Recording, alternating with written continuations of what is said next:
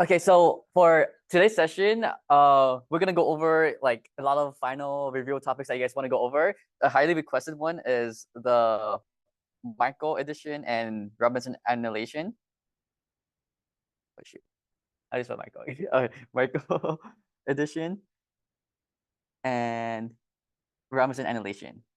Before we go over that, let's go over the three major reactions for chapter 18: Aldol reaction, micro addition, and then Robinson annulation at the end, because Robinson annulation is a combination of those two reactions, micro and then a type of Aldol reaction. What type of Aldol reaction is included in the Robinson annulation reaction? Right, there's three types: self Aldol, mixed Aldol, and intramolecular Aldol. One of those types is part of the Robinson annulation reaction. Right, so that type is going to be intramolecular. Before we go over that, let's go over Aldol, the Aldol reaction.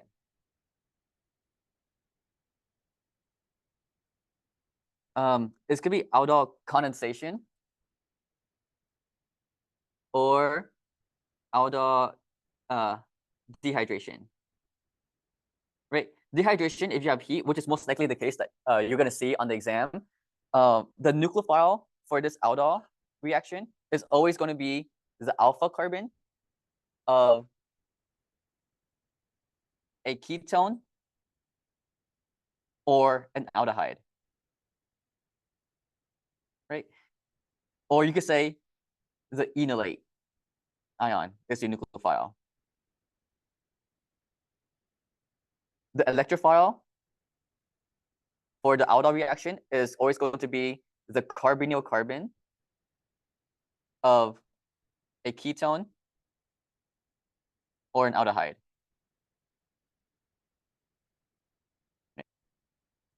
The product that you are going to get for Aldol reaction is going to be an aldol if you have no heat. It is going to be an enone if you have heat, right? Because if you have heat, you're gonna go all the way down to dehydration. Another name for an enone is an alpha beta unsaturated carbonyl. That's just the long name of it. Right.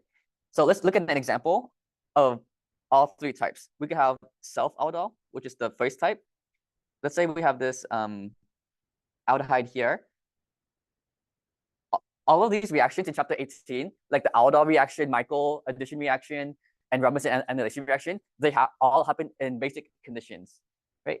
So you are going to see NaOH, water, and heat.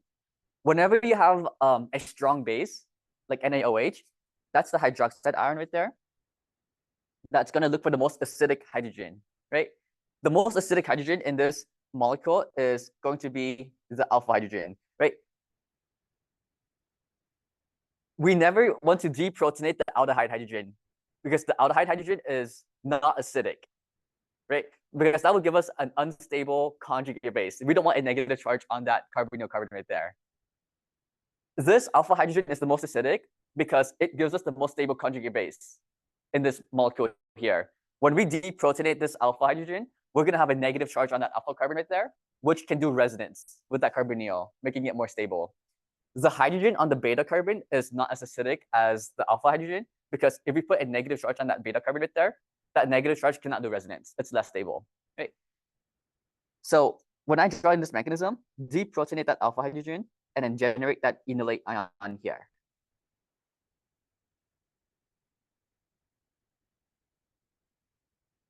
Okay, once we have our enolate ion here, which atom is our nucleophile here? Which atom will attack?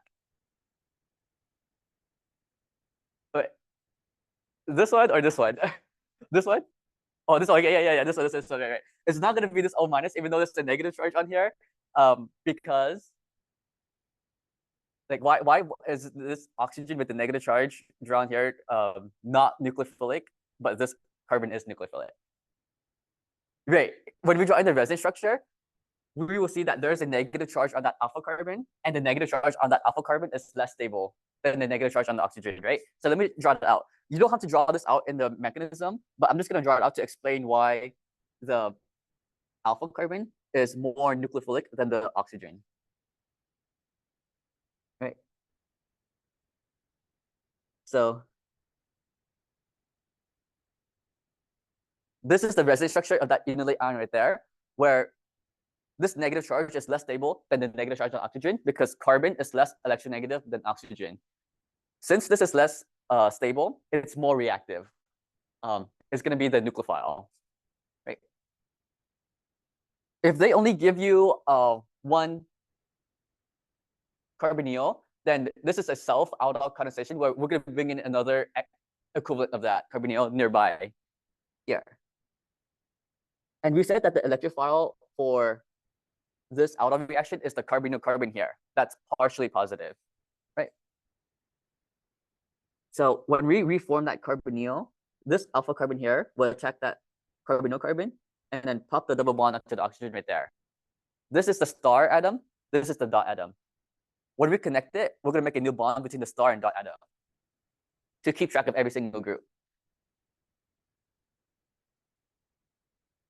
Right? Star atom, new bond between star and dot. Now we have to attach what is attached to each atom. This star atom here is still attached to a methyl group, and I'm going to draw that methyl group going down like that. That dot atom is attached to an ethyl group. It was attached to a double bond O, but we pop that double bond O to an O minus right there. Right? Then we're going to protonate that O minus using the water here to make that a neutral alcohol. Right? This structure here is called an aldol, an aldehyde beta to an alcohol, or beta to the aldehyde is an alcohol, aldol. Right? But we don't stop there because we are in heat conditions. If we are in heat conditions, to predict the product, get rid of that alcohol and then put a double bond between the alpha and beta carbons like that to get to your final answer, enol. But the mechanism would look like this. That alpha hydrogen between the carbonyl and alcohol will get deprotonated by another base, generate the enolate ion again. And this step here is just priming or preparing for that alcohol to leave. Right? So we're going to have this enolate ion that gets reformed. We know we want to kick out the OH, which the driving factor to do that is to reform that carbonyl, shift this double bond to make a double bond between the alpha and beta carbon, and then kick out the OH leaving group. Right? In all the other reactions, we always said that the OH leaving group is a bad leaving group, but this bad leaving group here is able to leave because we have enough energy to do so. We get that energy from heat. If there's no heat in the reagent, then this step would not happen. Right? Where the final answer is this enol here. Yeah. Yeah.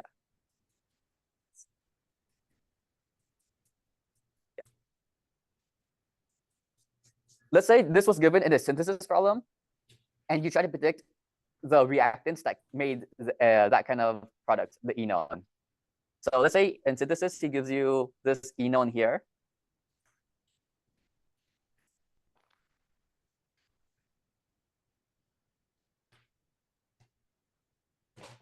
Right? And then he wants you to predict the reactants that made this enol here. Here are the steps to do that. You first identify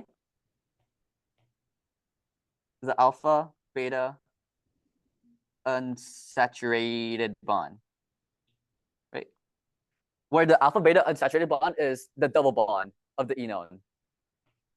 Then after that, we are going to cut that alkene where the alpha carbon is the alpha carbon nucleophile, enolate. The beta carbon is going to be the carbonyl carbon electrophile, right? So this is either going to be an aldehyde or ketone, depending on what it is. Right. So let's do that. First, locate the alpha and beta carbon that's unsaturated, which is this alpha and beta carbon here, right? Once we do that, we're gonna make a cut between the alpha and beta carbon like that. Once we make that cut, we said that the alpha carbon is my nucleophile, which is the star there. The beta carbon is the electrophile, which is that dot there. And that beta carbon was a carbonyl carbon. And a carbonyl carbon is a carbon double bond oxygen. So there used to be an oxygen right there. So to go backwards, right, when we make that cut, we get these fragments here. Right, where this was the star, this was the dot. This was the nucleophile, this was the electrophile for this Aldol dehydration reaction.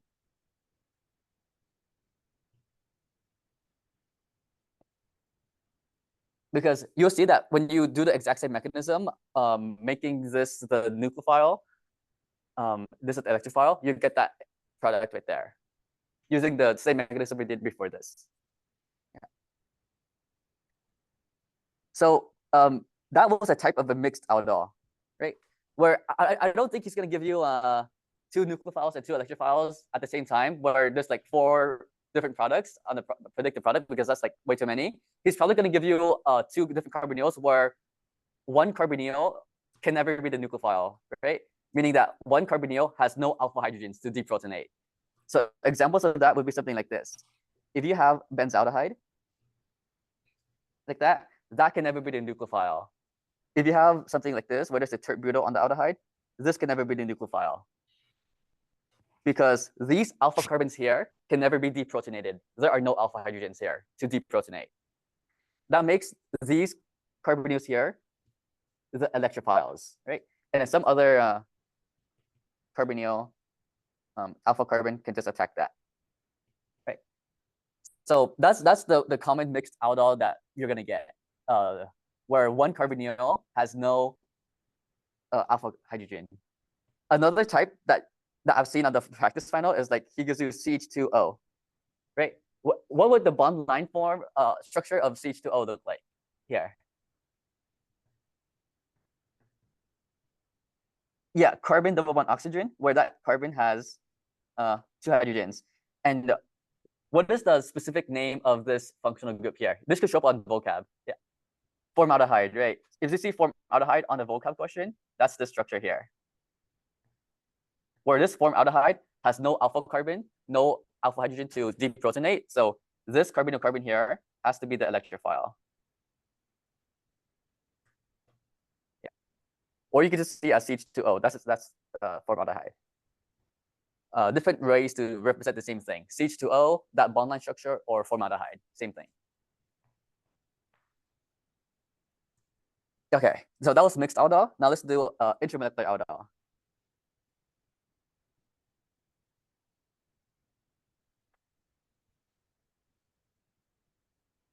Where, let's say we have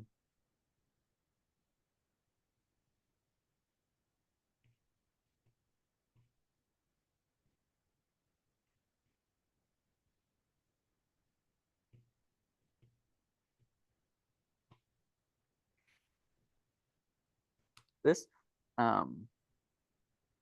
NaOH, water, and heat. We have 2 carbonyls, but this time the 2 carbonyls are in the same molecule, right? Where when we choose the electrophile and nucleophile for this molecule here, we have to try to form the most stable ring possible, right? First, let's identify the electrophile. Which carbonyl carbon would be our electrophile? The aldehyde or the ketone carbonyl carbon? This is going to be the aldehyde. Yeah, the aldehyde, right? Because the aldehyde here has a bigger partial positive charge than the ketone, since the aldehyde only has 1 R group. Whereas the ketone has 2 R groups, donating electrons into that carbonyl carbon.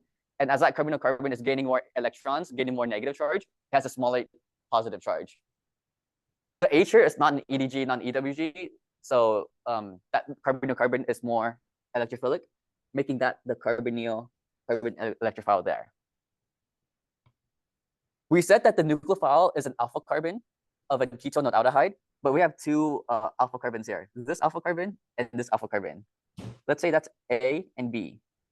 which alpha carbon do we want to pick to make the more stable ring? Yeah. B. Wait, let's see. 1, 2, 3, 4, 5, 6. Yeah, B. Right. Because A would make a 1, 2, 3, 4 membered ring. That's a lot of ring strain. So let's ignore A and look at B. That's how you tell which alpha hydrogen to deprotonate. We have this one, so we're gonna deprotonate that one to form a more stable ring. Same first step, generate the enolate ion.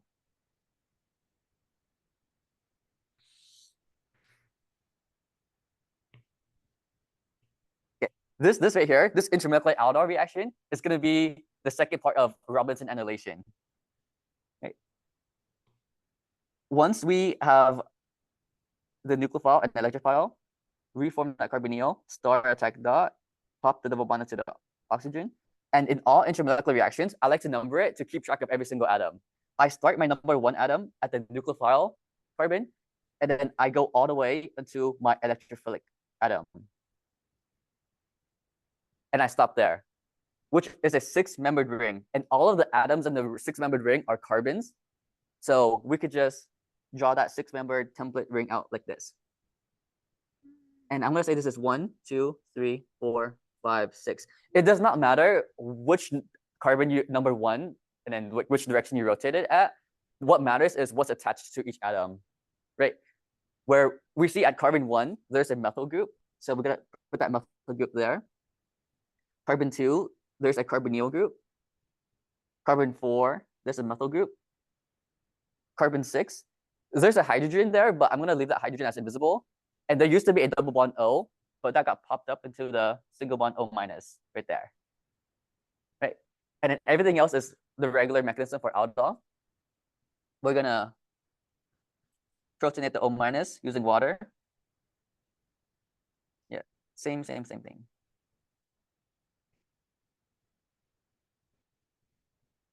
Which stops here at the Aldol if we have no heat.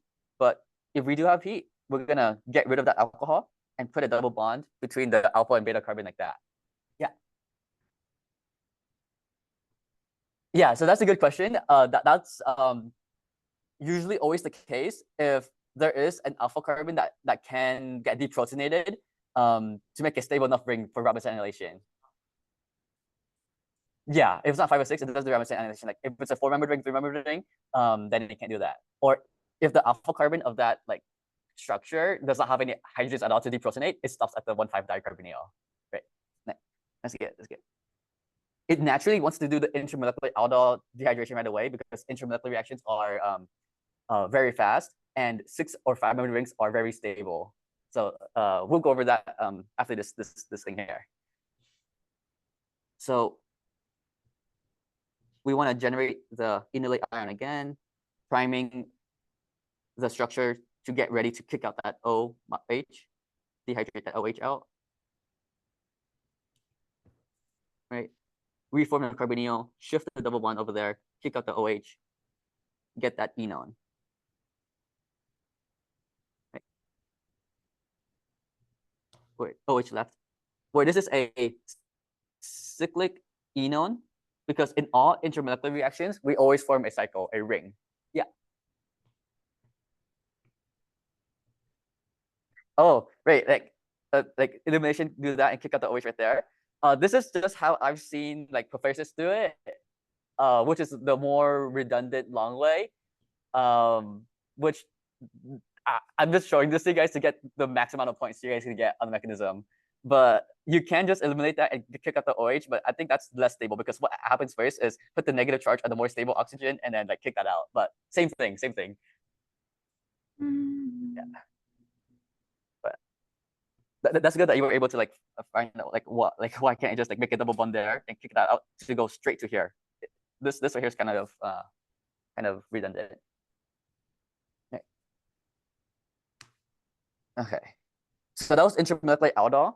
Let's go over Robinson annulation now.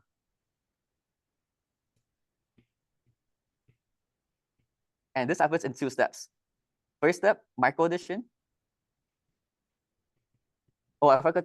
Wait. We didn't even go microaddition yet. Let's do microaddition first. Yeah, microaddition. Microaddition. Okay.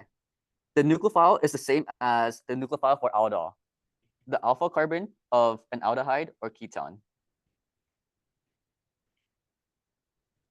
or the enolate ion. Okay, the electrophile here is different. The electrophile is not going to be the carbonyl carbon of an aldehyde or ketone, because if that was the electrophile, this would have been microaddition. This would be an aldol reaction, right? The electrophile is going to be the beta carbon of an enone. Are you guys familiar with the 1,2 addition, 1,4 addition with the hard soft nucleophiles with enones? Okay, that's good. Yeah, because the nucleophile here, the enolate ion, is a soft nucleophile. That soft nucleophile will attack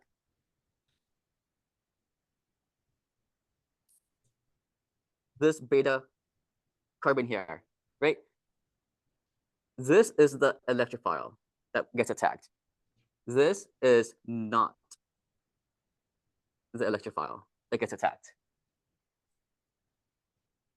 What hard nucleophiles will attack the carbon here, right? Soft nucleophiles like enolates, enamines, CN minus, every other nucleophile attacks that beta carbon. But what hard nucleophiles will attack that carbon? Yeah.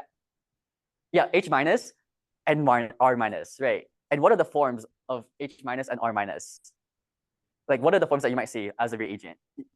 Yeah. Organometallic for R minus, like RMGBr or RLI.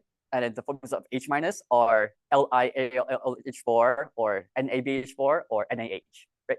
Those are the forms of H minus and R minus, right? Let's get. Yeah. Okay.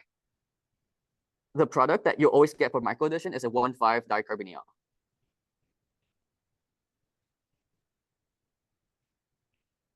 Okay, so let's look at an example. Let's say we have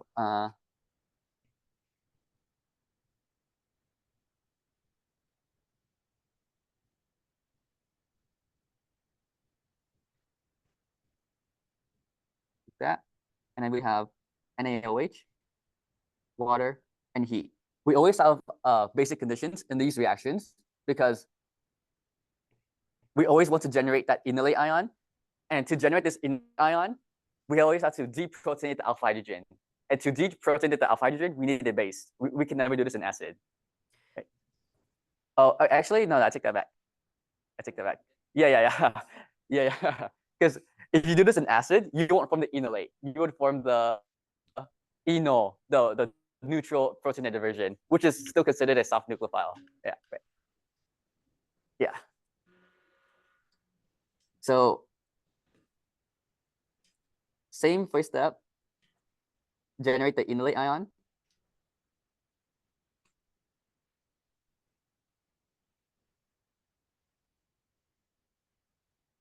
If this was in acidic conditions, this would get protonated, right? Because acid, every single thing is either neutral or positive. Basic, every single thing is either neutral or negative charge, right? Right. Like in acidic conditions, everything is either positively charged or neutral. In basic conditions, everything is either negatively charged or neutral. Okay. So this is the star atom. This is the dot atom. We form that carbonyl, star attack dot, shift the double bond here, pop the double bond to the O minus, to the oxygen, make that new connection between the star and dot. This is the star, new bond between star and dot.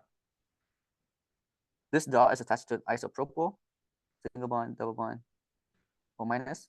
And then from here, we're just gonna tautomerize this enolate, or if we're in acidic conditions, enol into the carbonyl.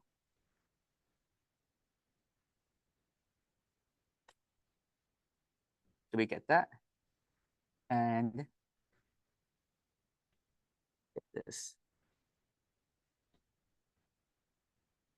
1,5-dicarbonyl here, right? 1, 2, 3, 4, 5. There are 2 carbonyls, a dicarbonyl that has a 1,5 relationship with each other. Wait. See. Okay. Can this structure, like, assume we are still in basic conditions? Can this structure do something else, like with the base? Yeah. Intramolecular aldol dehydration, right? Because we see two carbonyls here, and assuming that we are in basic conditions, if we want to do an intramolecular aldol dehydration reaction, we have to look for the electrophile and nucleophile that would lead to the most stable ring. So which of these carbonyls here will be the electrophile if we want to make the most stable ring? And which atom would be the nucleophile if we want to make the most stable ring? We can look at all cases, right?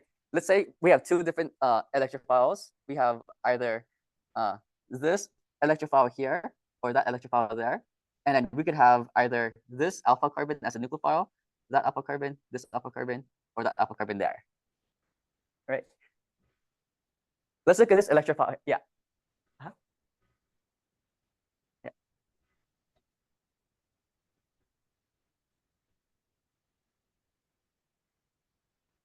That's a smaller reason, but that is correct. Like how there are H's here and less R groups, that makes it like more acidic, right? But the more important reason is to make a more stable ring, because even if like there are more H's here, but this alpha carbon here can make the more stable ring, this will actually get deprotonated, even though there are more R groups.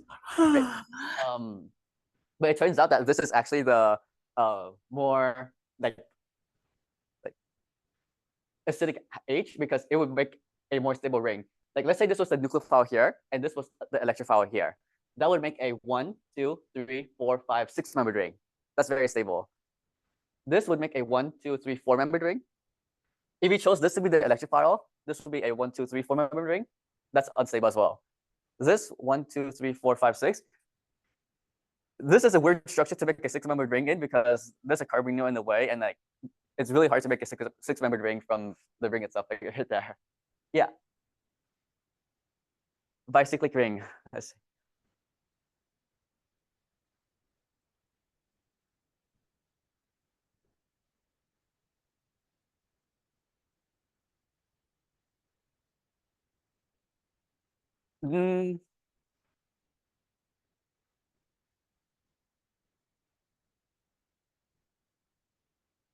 That's possible, but not as stable as the ring here. That's possible. That's possible. That could happen. Right. But it's not going to be as stable as making a bicyclic ring here, right? Because that bicyclic ring is going to be like a lot of strain. It's going to be a lot of strain. But if you make a 6-membered ring from here, there's less strain. It's more flat and planar, right? Yeah. So I'm gonna erase all the other things. I'm gonna erase that, this right here, right? I'm just leaving the star and dot right there because that's the star that makes the most stable ring. Yeah.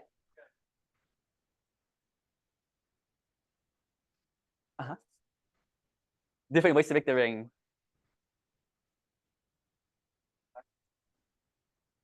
I would choose the 6 over the 5, because 6 is closer to the preferred bonding goal, 109.5 between the carbons of the like the 6-membered ring. For the 5-membered ring, it's still close to 109.5, but like it's around 107. But the 6-membered ring is more stable than the 5-membered ring, right? 4 and 3-membered rings, those are very unstable. A lot of ring strain there. You can make a 7-membered ring if there's no choice for a 6 or 5-membered ring, right? And I think that showed up on one of Levin's practice problems, like where you make a 7-membered ring, and there's no choice for a 5 or 4-membered ring, or 6. Right? Okay, so I'm just gonna duplicate this and draw that over here. Erase this numbered system here. What was the very first step of aldol dehydration again that we did? Like, what was the first step in the mechanism? Right. What is the nucleophile in our aldol dehydration reaction? The nucleophile is, yeah, the alpha carbon gets deprotonated, right? So we're gonna draw out one hydrogen on that alpha carbon. That's the alpha hydrogen that gets deprotonated. to generate the enolate ion here. So the first step for the Aldol, Michael, and Robinson is always generate that enolate ion, deprotonate that alpha carbon. Right. Once we have that, we do this intramolecular reaction now, reform that carbonyl, star attack dot, pop the double bond to the oxygen. Number 1 at the nucleophilic atom, go all the way to the atom being attacked. 1, 2, 3, 4, 5, 6. Draw that template out. The 6-membered ring is part of this 5-membered ring, so it's going to look like that. Where this bonds here, those numbers are going to be 5 and 6. So let's make that 5 and 6 right there. And this is going to be 1 because this is the new bond that gets formed between 1 and 6 from this attack. Okay. So that makes this 2, 3, 4, 5, 6. This is the star atom. This is the dot atom right there. New bond between star and dot atom right there. That's the template of the product that we get. Now we attach the groups to all of the carbons.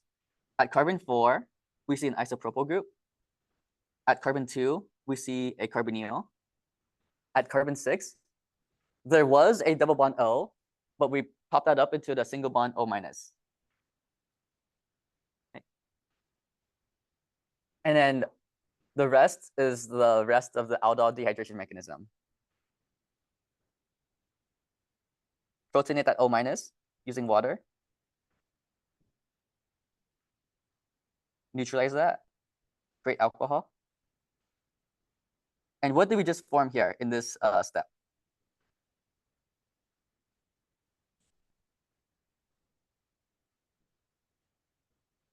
Right. What is the name of this functional group here that we just formed? Aldol. We don't stop here because we have heat. We keep going by deprotonating that alpha hydrogen between the carbonyl and alcohol. We could just like eliminate and kick out the OH just to go straight for the answer, but just to be safe, let's generate the enolate ion and then go through this like unnecessary thing. I think they just show it like that because that's what happens first in real time. And then reform that carbonyl, shift the double bond there, and kick out that OH to get to your final answer.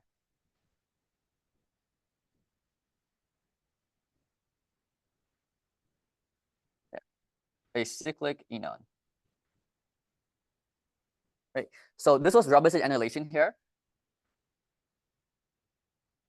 where the first thing we did was a micro addition to get this 1,5-dicarbonyl. And then from this 1,5-dicarbonyl, we could do an intramolecular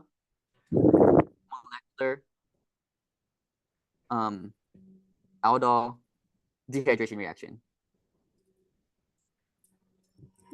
And your product would be a cyclic enol. Right? All of this is Robinson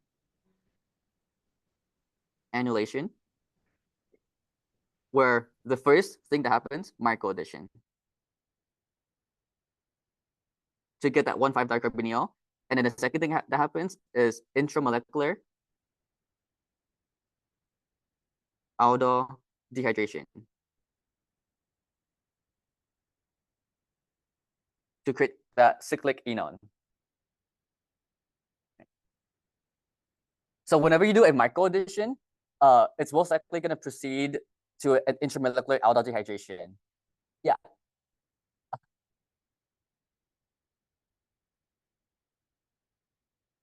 Yeah, right.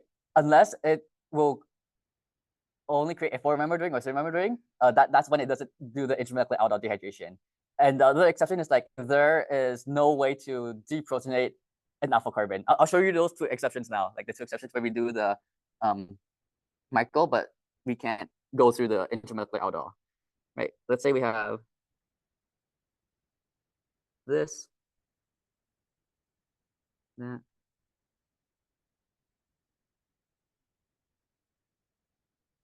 this here.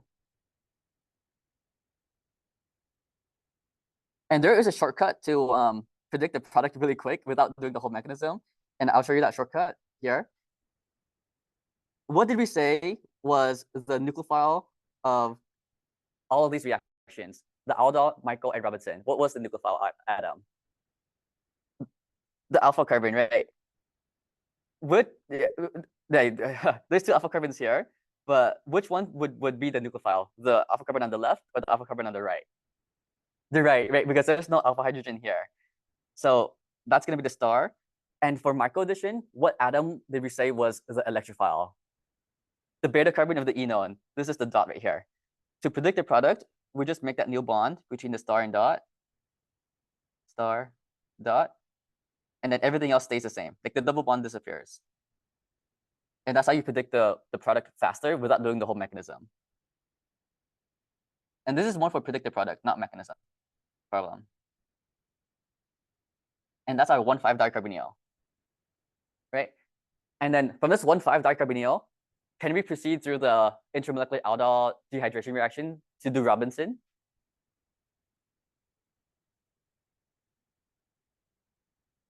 There's multiple electrophilic carbons, and there's multiple alpha carbons here, right?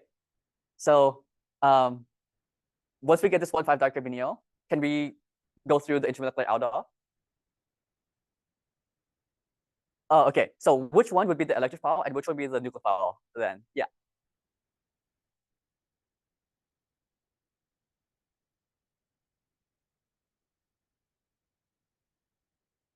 Yeah, no hydrogen here. Right. If this was the nucleophile, this was the electrophile, what member would bring with that form? 1, 2, 3, 4. So we can't do aldol here. We can't do intermolecular here. There's no hydrogen here as well, so we can't use that alpha carbon to get deprotonated as well. So we end here. We don't do Robinson. We don't do intermolecular aldol because 4-membered ring, too unstable, and no alpha hydrogen there, no alpha hydrogen here. This is where we stop as a product. This could be an explanation kind of question, like a student tried to do this reaction and they tried to do an intermolecular aldol dehydration, Robinson annulation, but we don't get that. We get this and explain why. Right. 4-membered ring, too unstable, no alpha carbon can get deprotonated to create that enolate nucleophile. Right. Yeah.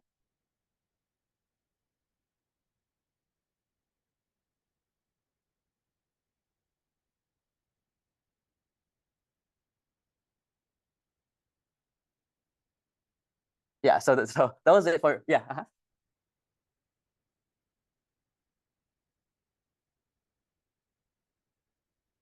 Uh, Robinson annulation. Let's see.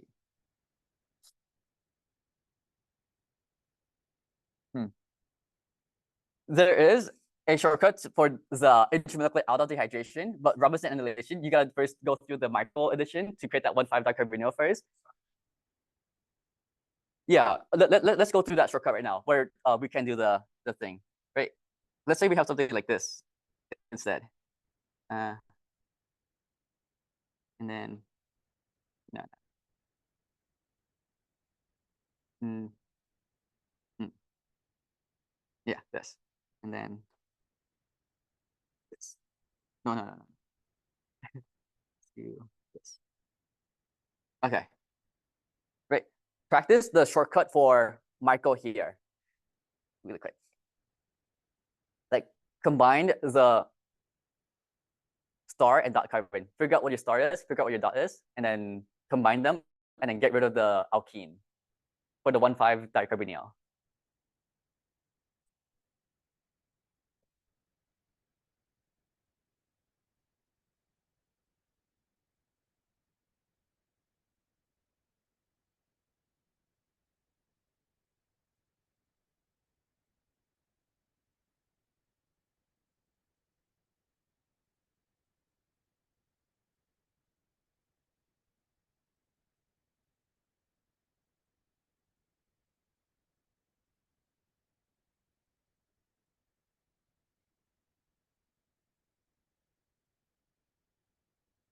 I'm gonna add this group on it. So we only get one product for Robinson.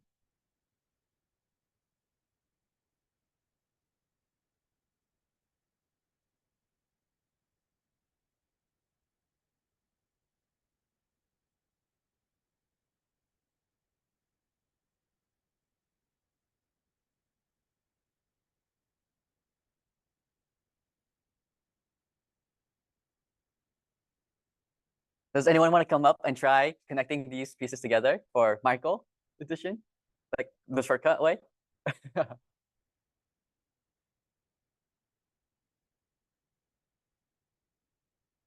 Okay, let's try. Let's try it. Let's try it. Let's see. Let's see. Let's see. I'll see. Right. So first, what would be the electrophile atom? Beta carbon. That's a dot. Now for the star, it's gonna be an alpha carbon, right? There's two here, but it doesn't matter which one we choose because it's symmetrical. So it doesn't matter which one you choose. I'm gonna choose this one. When we do the shortcut here, this is what I do. So that's star, dot, star is attached to that methyl, dot is attached to that. So one, there. 1, 2, 3, 4, 5. Did you guys get this for the 1,5-dicarbonyl product for Michael? Yeah, nice. Okay, so from here, we gotta see if we can make a stable ring. We see that this could be the nucleophilic atom, this could be the electrophilic atom, making a 1, 2, 3, 4, 5, 6-membered ring. Right there. Okay. So to predict the intramolecular aldol dehydration quickly, that's what you do first. Find the star and dot that makes the most stable ring. Draw in the template of the however long membered ring you have, which is 6 in this case. Number your ring however you want, doesn't matter. And then attach whatever is attached to the ring. Carbon 1, there is a methyl group. Carbon 2, there is a carbonyl. Carbon 3, there is a methyl group.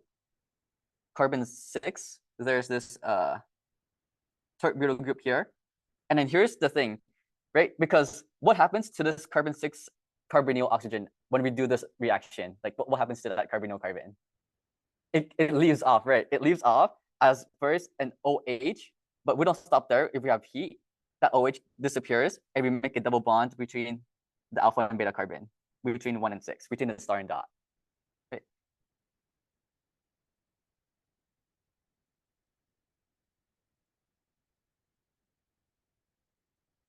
To create this cyclic enone. So that's how you could predict the Robinson annulation or intramolecular aldol dehydration quickly without the mechanism. First, like find out your star and dot that would make the most stable ring. Make that template between them. Attach whatever is attached to each group, each number that you numbered it. And then there's always going to be a double bond between the star and dot atom for this reaction. Double bond between star and dot. And then the carbonyl oxygen of the dot always dehydrates out as hydroxide or water. Yeah. Mm-hmm.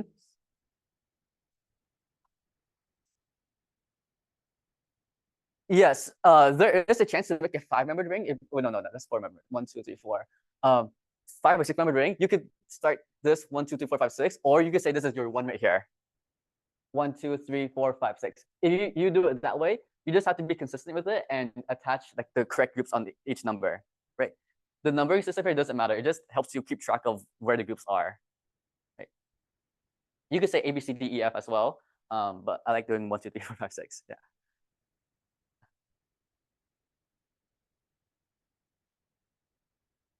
Okay. This could show up on synthesis where he gives you a cyclic enone, and then you try to go backwards and predict the reactants that made this Robinson annulation product, right? So let's say he gave you this cyclic enone here.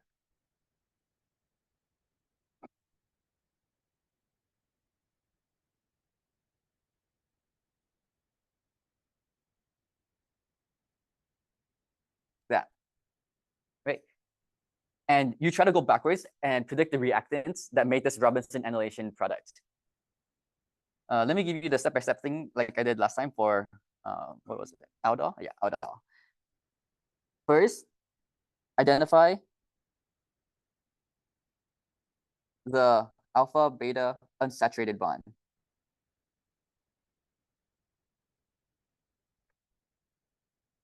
Then cut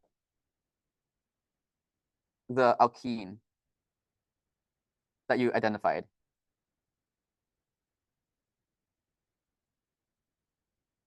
The alpha carbon is going to be your nucleophilic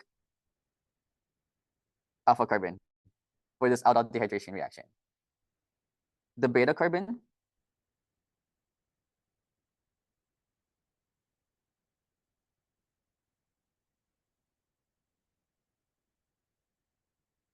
is going to be your electrophilic carbonyl carbon of intramolecular aldol dehydration.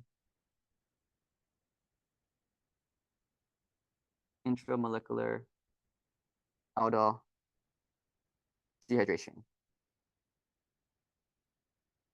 Right. Okay, so that was the first cut to go back to the 1,5 dicarbonyl. Right. Once you have that 1,5 dicarbonyl, okay, first let's just do this first. Locate the alpha and beta carbon, which is this alpha and beta carbon here, right? Alpha to the carbonyl, beta to the carbonyl. Then you make a cut between the alpha and beta carbon like that. We said the alpha carbon was the nucleophile, so that's a star right there. The beta carbon was the electrophile, that's a dot right there. And that beta carbon came from a carbonyl, so an oxygen was right there. When we go backwards, we get the structure here.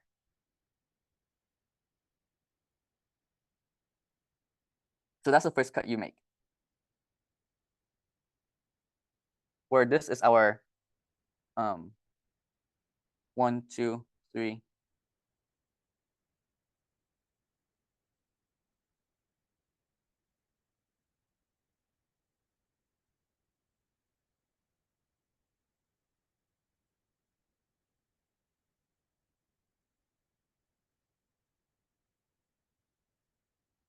One four. Let's see, 1, 4.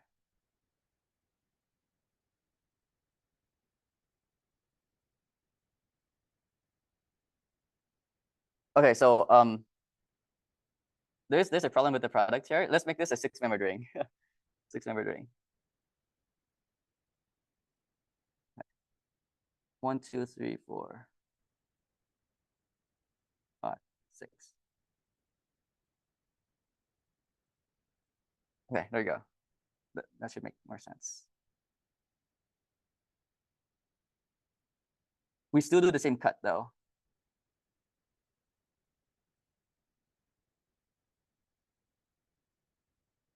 Right. Now this is a 1, 2, 3, 4, 5. 1,5 dicarbonyl. The other one that I give you was like not coming from a micro addition. That wasn't possible. This one can come from micro now because we have a 1,5 dicarbonyl. Right. Let's still keep that alpha carbon there and the dot carbon right there, which was that star and dot carbon right there, where we made that disconnection between them. And the beta carbon here was the electrophilic carbonyl carbon right there with the double bond oxygen. Right. Alpha, beta.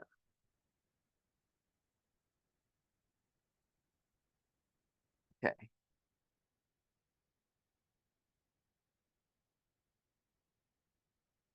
So the next disconnection here is a harder disconnection to find because we're trying to disconnect a micro 1,5 addition, right? What was the nucleophile for a micro addition? Again, like what carbon or what functional group for micro addition? Alpha carbon, right, of an enolate. And what was the electrophile? The beta carbon of an enone, right? So we have to make a disconnection to find the enone and find the alpha carbon, right? Which disconnection, like between 1 and 2, or 2 and 3, or 3 and 4, or 4 and 5, do we want to make to find the enone? Here. Between 2 and 3, right? So make that disconnection between 2 and 3. That third carbon there is going to be the beta carbon right there, right? So when we make that disconnection, we gotta do that. This was alpha carbon. This is going to be the enone right here, right? So this is the star, this is the dot. So these are the original reactants here that would make this Robinson annulation product. I'm trying to figure out a way to describe like this connection right here. It's harder because like there's no clear way to describe this. Let's see, what can I do?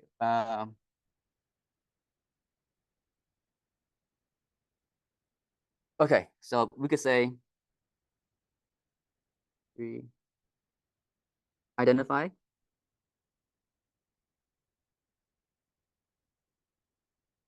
the other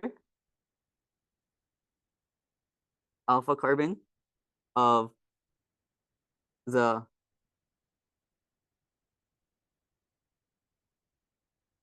nucleophilic carbonyl. Right. So when we made this this connection right here, you notice how I said that this carbon here was the nucleophile, and this was the electrophile here. That makes this structure here the nucleophilic carbonyl here, right? Where this was one alpha carbon of it, this is the other alpha carbon of it right there. And then after that, after you identify that alpha carbon right there, make a cut.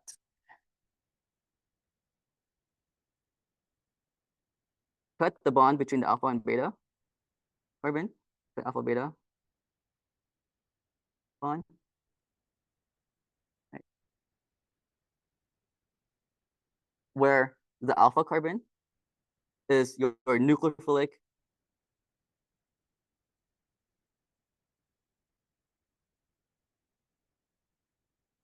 enolate ion, and then your beta carbon is the beta carbon of the enone. Right? Okay. So we started here with the Robinson annulation cyclic enone.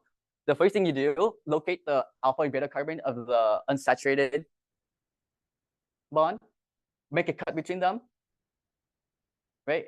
Where the alpha carbon that we located is going to be the nucleophilic alpha carbon right there. The beta carbon that we identified is the electrophilic carbonyl-carbon, where I added a carbonyl bond right there after I made that cut, right? Once we have this is where like it's harder to describe like where we make the cut, like why the cut is there, right? When we said that this was the nucleophilic enolate here, look at the other alpha carbon, right? This is the alpha carbon of this ketone here. This is the other alpha carbon here, the other side, right? Let's say that's the alpha carbon. This is the beta carbon here. Make that cut between them. That alpha carbon there remains as the nucleophilic carbon. And then this beta carbon here was the beta carbon of the enone right there. Where that beta carbon is this beta carbon right here. Right. So this part here is the enone fragment, and this part here is the enolate fragment right there. So this is just going backwards to predict the reactants. Where from these two fragments to this one, that's microaddition. From this microaddition to this cyclic enol, that's intramolecular aldol dehydration.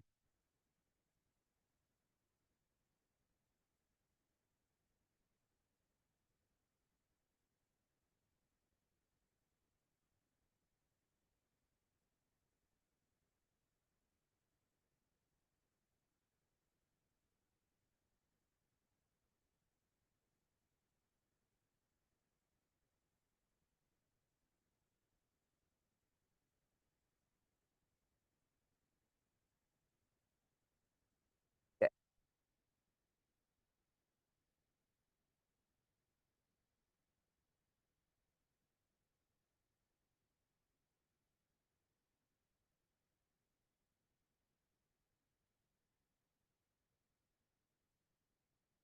So that was aldol, Michael, and Robinson annulation, the major products, major reactions for chapter 18.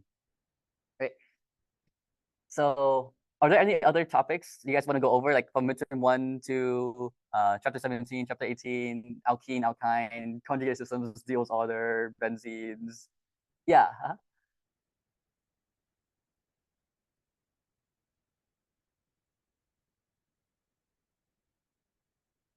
Oh, create an enolate ion. So enolate formation.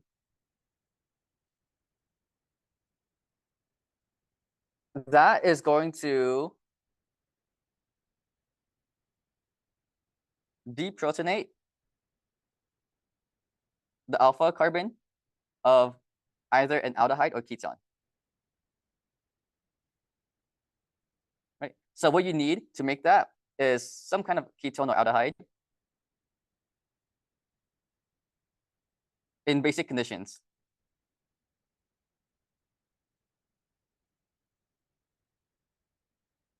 Right. So an example would be like, let's say we have this aldehyde here, and we have a base like NaOH and water, right? And heat. Whenever we have a strong base, always look for your most acidic hydrogen. In this case, the most acidic hydrogen is the alpha hydrogen, because that would give us the most stable conjugate base that can do resonance, right? When we do that, we are going to form this enolate here, right? So an aldehyde or ketone with an alpha hydrogen that can get deprotonated will form an enolate. Or enolate, right? This is another important thing. It has to be in basic conditions. What if we wanted to form an enol? What conditions do we have to be in? Acidic conditions, right? Enol formation, acidic conditions. So same exact thing. Wait, no. Let's do acidic conditions. Same reactant, aldehyde or ketone. So this is basically reverse tautomerization, because whenever we form an enol, we usually tautomerize that into the carbonyl to make the more stable form, right? But it's like if we have this enol here, we always tautomerize it into the carbonyl in most cases. Do you guys know when are the cases when the enol form is more stable than the carbonyl form? There are some cases, yeah. Yeah, when the enol is part of a benzene ring, that's when the enol form is more favored over the carbonyl form, like that, right? It does not have to be part of a benzene ring. It could be part of a conjugated system, like that, right? Where that form here is favored over this form here, right? Because we see at the enol form, the conjugation system is way bigger than the conjugation system of this carbonyl here. sp3 roadblock there that cuts off that conjugated system. Right? But in most other cases with no conjugated system, the carbonyl version is favored. Yeah.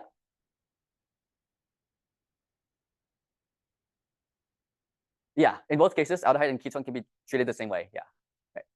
This could have been an aldehyde right here with the H there, making that the aldehyde right there, H. Right. And this could have been an aldehyde as well, H, same thing. Yeah. Mhm. Yeah.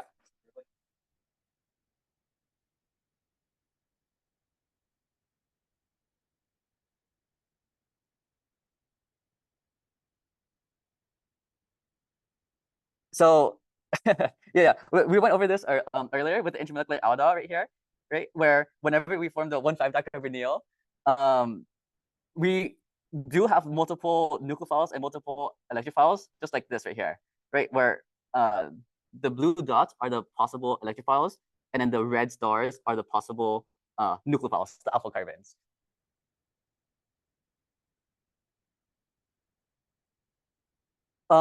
We do selective, meaning that we choose the nucleophile and electrophile, right? Yeah. Oh yeah, okay. Secondary, tertiary, yeah. No, not in that sense, but in the sense where we want to form the more stable ring. Yes, it's really just like this in that sense, right? Because this is like the one that's primary. That's the one that like don't think about it as like the primary, secondary, tertiary. That's a less important factor. The more important factor for intermolecular reactions is to form the more stable ring, like either a 5-membered ring or 6-membered ring. right? Where this will be the nucleophile and this will be the electrophile, because that can make the 1, 2, 3, 4, 5, 6 membered ring right there, right? That's the better factor over the primary, secondary, tertiary. Yeah. Yeah. Oh yeah. They're both can make a 6 from both sides. 1, 2, 3, 4, 5, 6. 1, 2, 3, 4, 5, 6. Is this multiple products as the answer? That's Yeah. I think for this one here, when there's like both products could be 6 membered rings, I think you get a mixed product there, like two different products. All right. Yeah. Right. Uh-huh. Yeah. Right.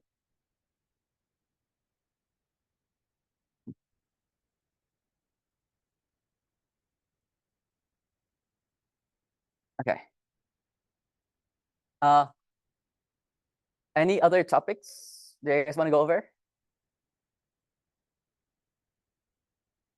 Oh, wait. Enol? Enol. Yeah, I forgot. Enol. Let's see. Enol formation in acidic conditions, aldehyde. Let's say we have this carbonyl here, and we put that under H2SO4, acidic conditions. Whenever we have acid here, what do we do? What do we look for? What does an acid react with? A base, right? Nucleophiles react with electrophiles, acids react with bases, reducing agents react with oxidizing agents, right? Since we have an acid, we're going to look for the most basic atom, which is this oxygen here. The first thing to do here is to protonate the carbonyl oxygen and activate that.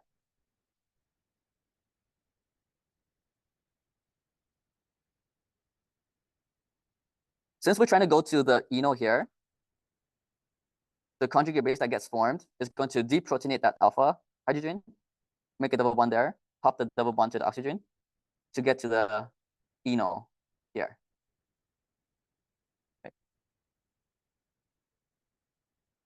And that reforms our acid catalyst as well. It gets reformed. It gets used up here and then reforms at the end. Enol. And this enol here can be a nucleophile for the Aldol, Michael, and Robinson as well. It doesn't have to be an Enolate. It could be an enol as well. Yeah. Which is a type of soft nucleophile. Yeah. Yeah. An example of using an enol as a thing for let's go. Let's do that. Let's do self-Aldol, right? Where the enol that we just formed right here, let's bring in another version of itself, but the carbonyl version, right? This is the star atom, the alpha carbon. This is the dot atom, the electrophilic carbon. We form that carbonyl, star attack dot, pop the double bond to the oxygen.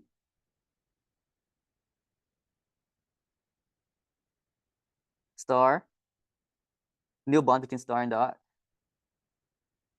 The star has a methyl group, so that methyl group is there. The dot has an ethyl group. Right. Since we're in acidic conditions, right? Okay, yeah. This does not happen. This does not happen. Why can this not happen? What's wrong here? What's the problem here? Is this a weak or strong nucleophile? It was neutral. Weak nucleophile, right? Can a weak nucleophile attack a weak electrophile that's not activated? No, right? What do we have to do first to make this into a strong electrophile? We're gonna protonate it, right? And that's what we do in acidic conditions. Because in acidic conditions, we always have a weak nucleophile, which can never attack a weak electrophile unless we protonate and activate it, right? That's the difference between acidic and basic conditions.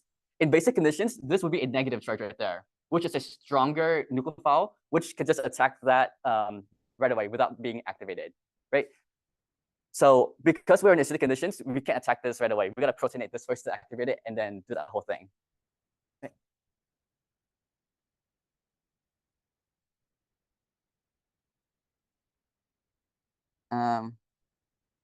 Yeah. Activate the carbonyl to make that into a strong electrophile.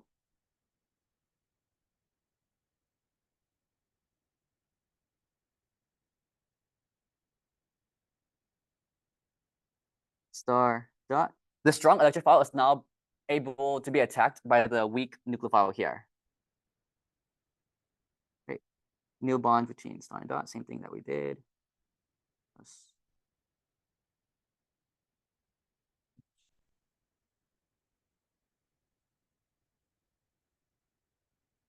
Star dot.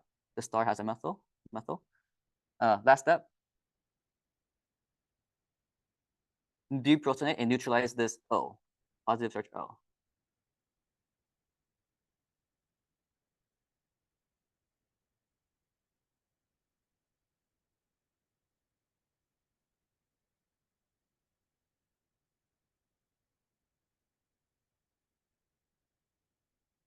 I'm trying to figure out if in acidic conditions, can this do dehydration to kick out the OH or not? Because the OH will leave as a base.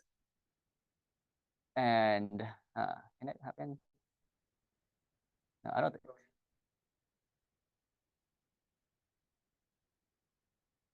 That can happen, yeah, to leave as H2O.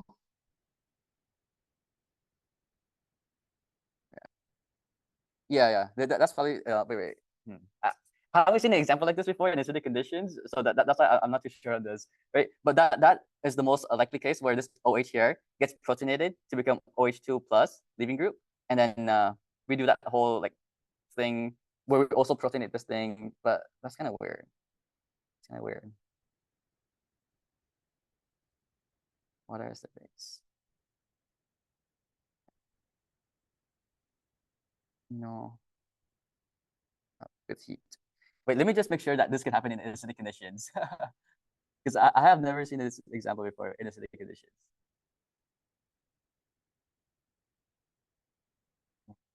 Acidic conditions.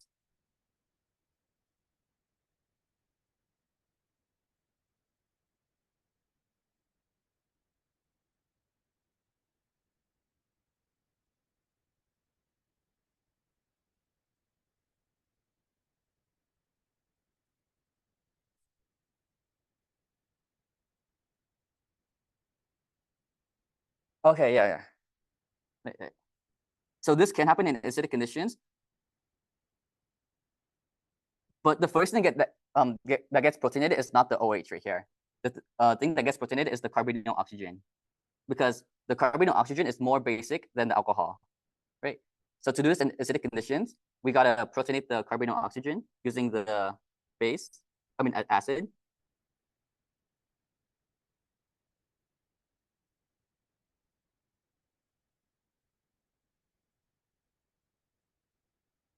Generate that enolate or enol by deprotonating the alpha hydrogen,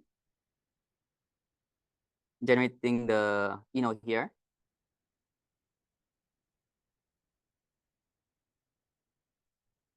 And then once we have the enol, we then protonate the OH to become the OH2 plus.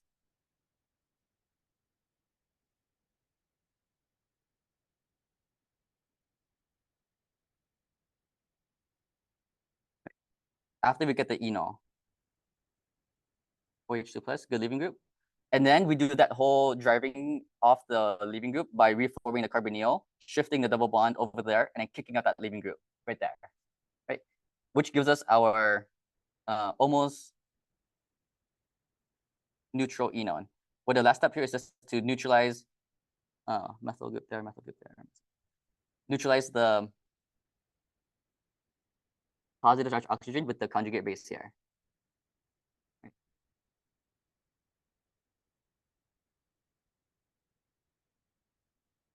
So this aldol dehydration reaction can happen in acidic conditions, but we gotta first protonate the carbonyl oxygen first and make that into an enol, and then protonate the alcohol to the good leaving group OH2 plus, and then do that whole driving off the OH group step.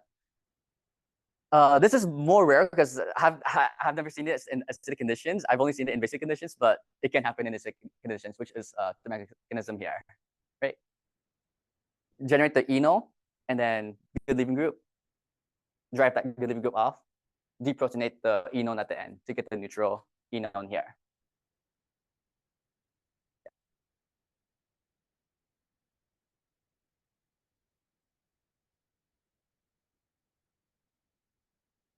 Okay. Let's see what else. Uh, any other topics you guys want to go over? Yeah. Retrosynthesis from 1718. Yeah, let's do some retrosynthesis. Like going backwards, predicting the product. Let's do it. Let's do it. Okay. Let's see. Oh, add an extra carbon there on it. Oh, limited amount of carbons to create that thing. Yeah, yeah. Okay. Say we have this, and you're trying to predict the reactants that would and the reagents that would make, let's say,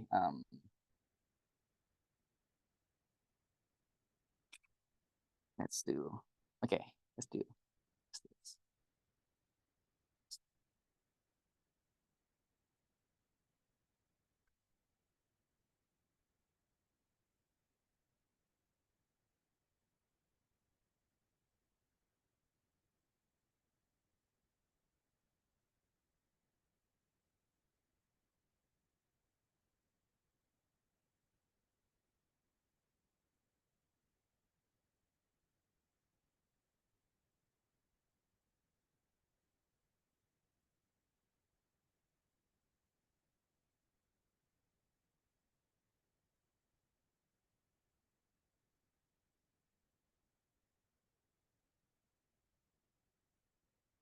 Let's do this.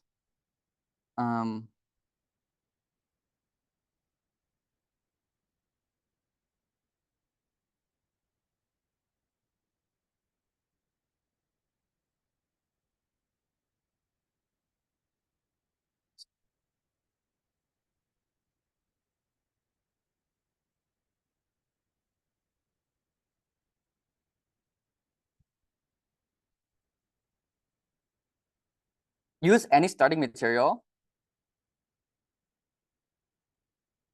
with no more than 3 carbons. So the max amount of carbons you could start with is 3, no more than 3 carbons.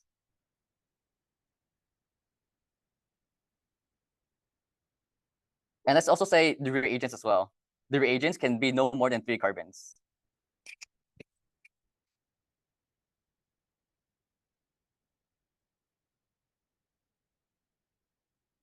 And there's multiple ways you could start this with, depending on what reagent you start with.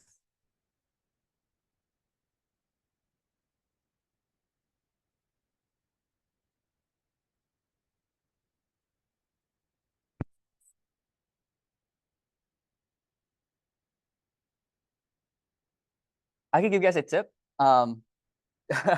What kind of alkene is this? Z is this alkene? What reaction from chapter 17 makes Z alkene? Wittig. Yeah, so that's a tip I'll give you guys. There's a Wittig reaction here somewhere.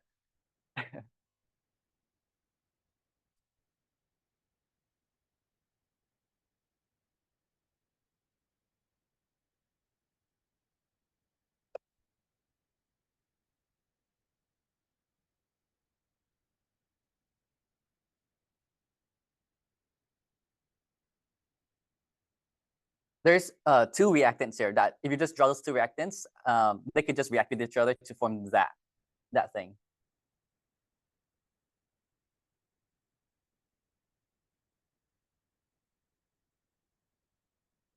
Think about the Wittig reaction. What are the reactants of the Wittig reaction?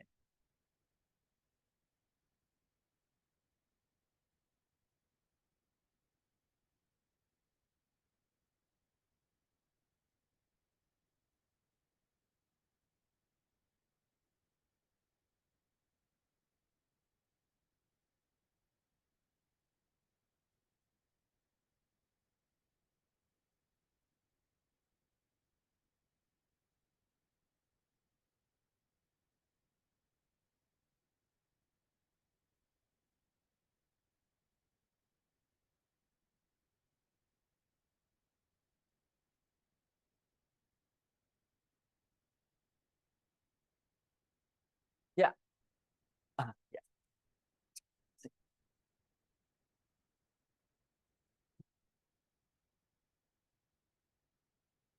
I did a PhD. Right, mess the reagent, but Oh, this is good. Like these two react together to make that, right? But then this right here would attack the carbon that kick out the bromine, right? But we don't get here right away, right? We don't have that double bond right away. We just have a single bond there with the phosphorus positive charge. You need something else. Yeah, Enolate or NaH. okay, Yeah, so strong base with it.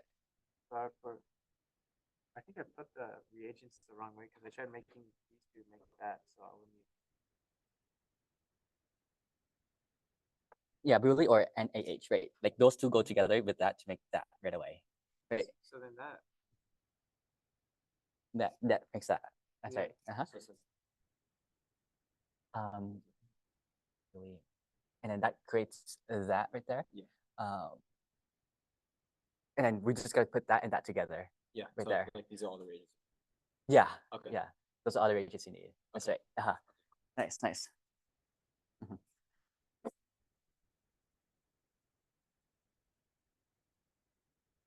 Okay. So for the Wittig reaction, right? What are the reactants for the Wittig reaction? Like what are the names of the reactants? Right.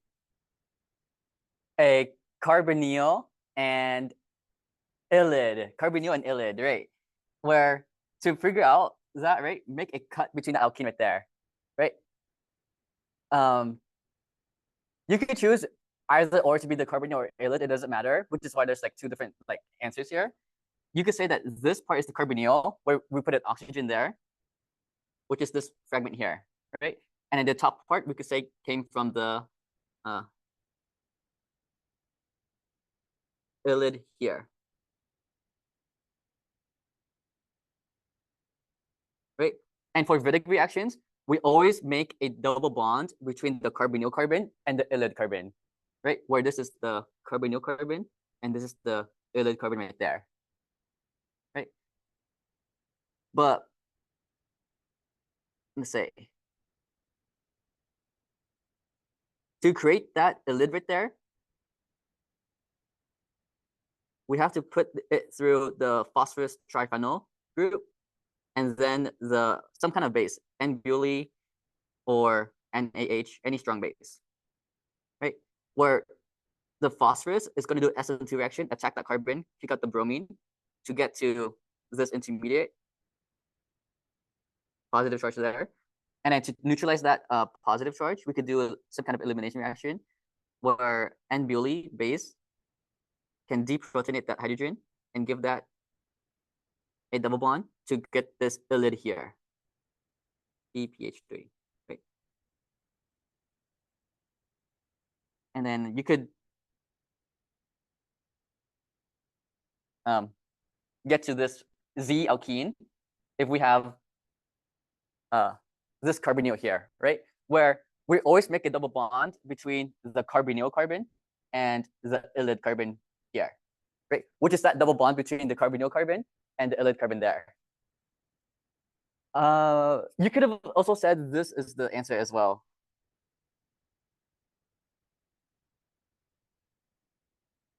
Wait, that does the exact same thing, where the carbon and ylides like switch. Yeah.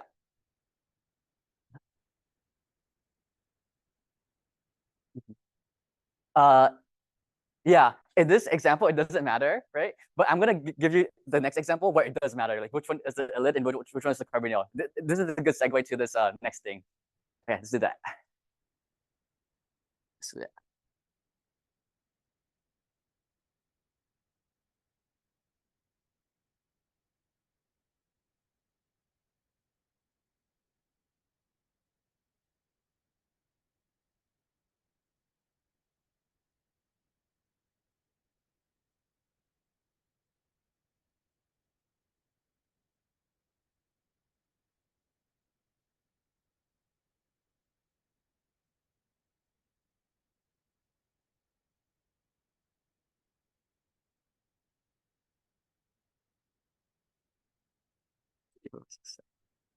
Okay. 7 carbons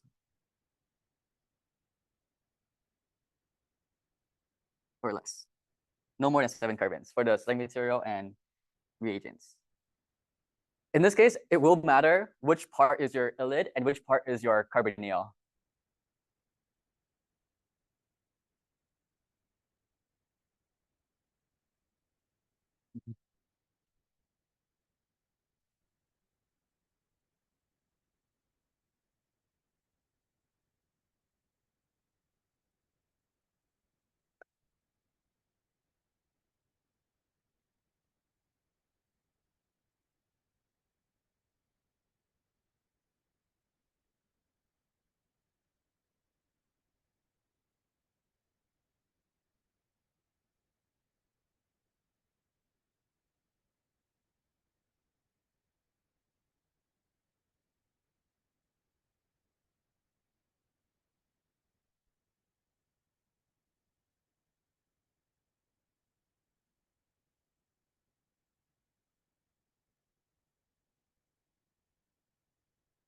Okay.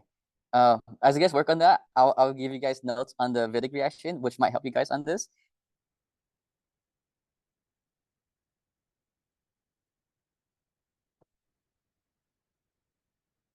Right. Carbonyl plus unconjugated ylide gives you the Z alkene. Carbonyl plus conjugated ylide gives you the E alkene. Right. So using these notes, this should be more clear. Yeah. Yeah, an ylide is going to be a carbon double bond phosphorus triphenyl. So this is a type of ylide right here. A carbonyl is a carbon double bond oxygen, and ylide is a carbon double bond phosphorus triphenyl. Yeah. Mm-hmm. Yeah. Oh, a mechanism for the Wittig? Yeah. Let's go with the mechanism for the Wittig here. Right. So let's use the reagents that we did like this. Okay. Let's use this aldehyde and this Wittig ylide here. BPH3. Okay. The electrophile for the Wittig reaction is the carbonyl-carbon. That's the dot. The nucleophile is going to be this carbon here of the ylide. The reason why is because when we do its resonance structure, we're going to see that that exact carbon right there has a negative charge. Because that carbon has a negative charge, that carbon there would be the nucleophile, right? I'm just going to use this resonance structure here to draw out the arrow. But you could draw out the arrow from that carbon as well. But I'm just going to draw it here so it's more clear to see why this carbon here is the nucleophile. This star carbon here will attack that dot carbon, pop the double bond to the oxygen to get this structure here. O minus, EPH3, star, dot. That's the new bond between the star and dot right there. The dot is attached to an ethyl group and a hydrogen, but I'm going to leave the hydrogen as invisible. The star is attached to a methyl group, which is a methyl group right there, right? And then this is an important concept to know. An oxygen and phosphorus bond really makes really strong bonds, right? They make really strong bonds with each other. So this oxygen minus here is going to attack that phosphorus positive charge there. So that's the next step. O minus attacks phosphorus. Create this box-looking structure here.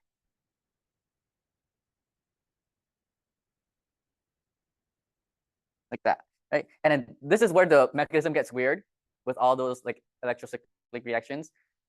We said that the oxygen and phosphorus makes really strong bonds with each other, so they want to leave. They want to leave away from the molecule. So here are the arrows to do that. There's going to be a double bond between the oxygen and phosphorus from that arrow, and then we're going to make a double bond there between the star and dot, the carbonyl carbon and the ylide carbon, creating this alkene. And this is a side product, the phosphine, but not important, not organic. Right. So that's the double bond between the carbonyl carbon and the ylid carbon right there. The mechanism is really short, but it's just really weird because of the migration step. It's like the Bayer-Villiger mechanism, right?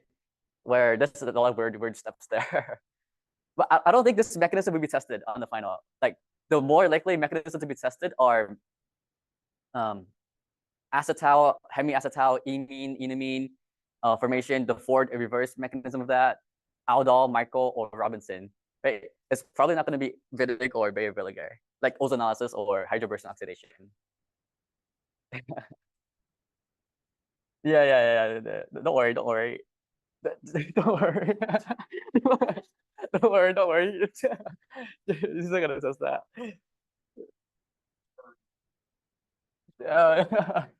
No, I have PTSD because I said like to someone, don't worry about the ozonolysis mechanism, and then they had Nisiri, and then Nisiri tested on the ozonolysis mechanism, but and then they blamed me for it. I was like, oh, no. Yeah. Oh my gosh. Okay, I hope this is not on the mechanism. The final. Yeah. Yeah. Okay. So going back to this.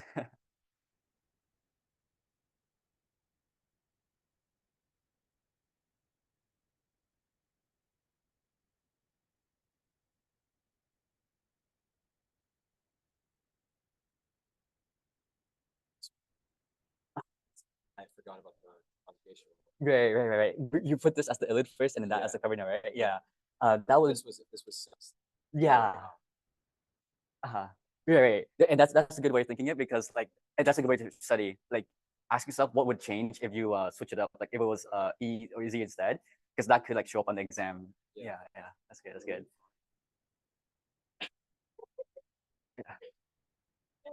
Yeah.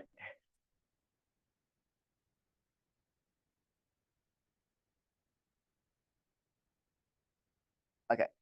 Let's make that cut. Which carbon is our ylid? Which carbon is our carbonyl?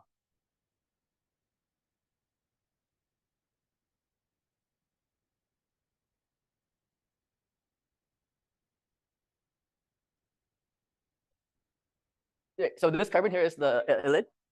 The ylid, yeah. This is gonna be the ylid one here, right? Because what kind of alkene is this right here? E alkene, right? If we want the E alkene, we want a conjugated ylid, right? Oh yeah. Right. It has to be a conjugated ylid, not conjugated carbonyl. The carbonyl doesn't matter. The thing that matters is the ylid here. If we have an E alkene, we want to make a conjugated ylid. So this has to be our ylid here because it's conjugated, right? And that makes that the carbonyl.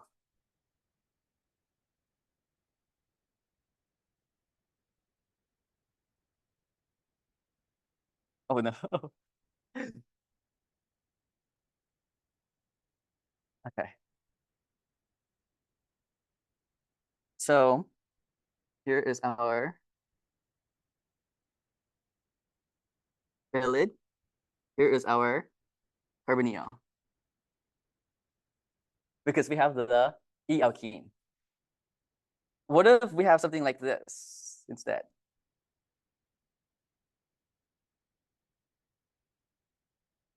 Right? How would this change? Or actually, yeah, how would this change?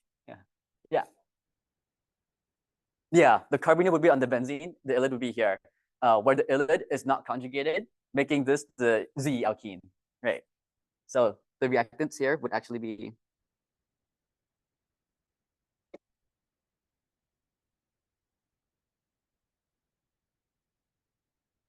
that. Right? That's why in the previous example that I gave you guys, it didn't matter which one's the carbonyl, which one's the ylid, because both sides are not conjugated, right? Where since the ylid is not conjugated on either side, it doesn't matter which one's the ylid. Yeah. Yeah, so before I said that it would make the E alkene, but it won't make the E alkene. Right. The ylid has to be conjugated to make the E alkene. if the carbonyl is conjugated, it will make the E alkene.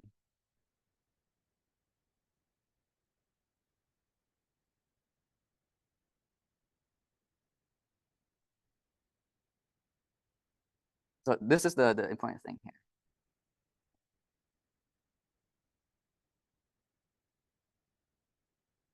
Okay. Yeah.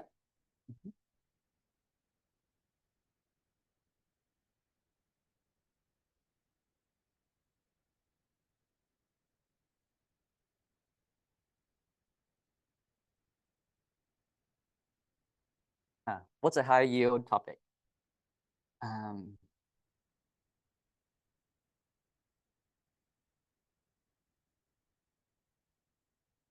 Yeah.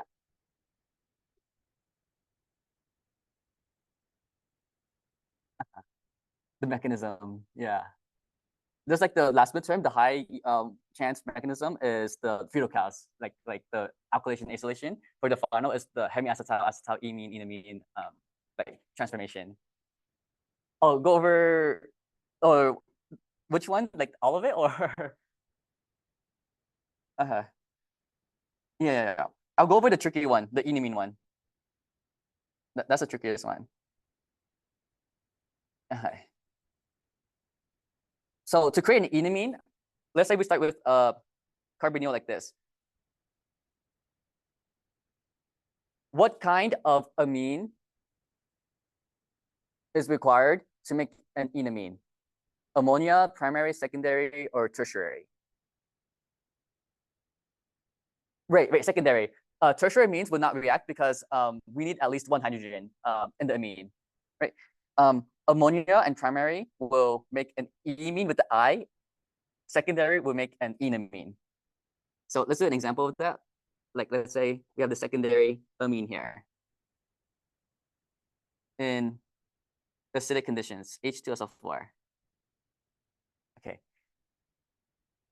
What will be the very first step in this mechanism if we have a very strong acid? Yeah, activate that weak electrophile. This is a long mechanism, but it follows the same pattern. It's like, okay, after we activated the weak electrophile to the strong electrophile, what's next? Yeah, addition of the weak nucleophile, which is this neutral amine here, is now able to attack the strong electrophile after we activated it. Before, this weak nucleophile was not able to attack that weak electrophile because this is a weak nucleophile, weak electrophile. Weak does not react with weak. Weak can react with strong. Yeah.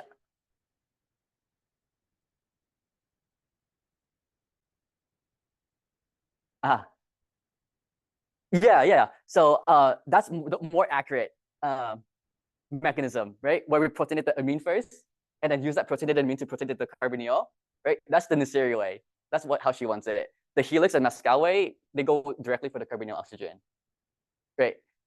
So that's probably more accurate because do you know why this gets protonated first? Like why this one gets protonated first over the oxygen?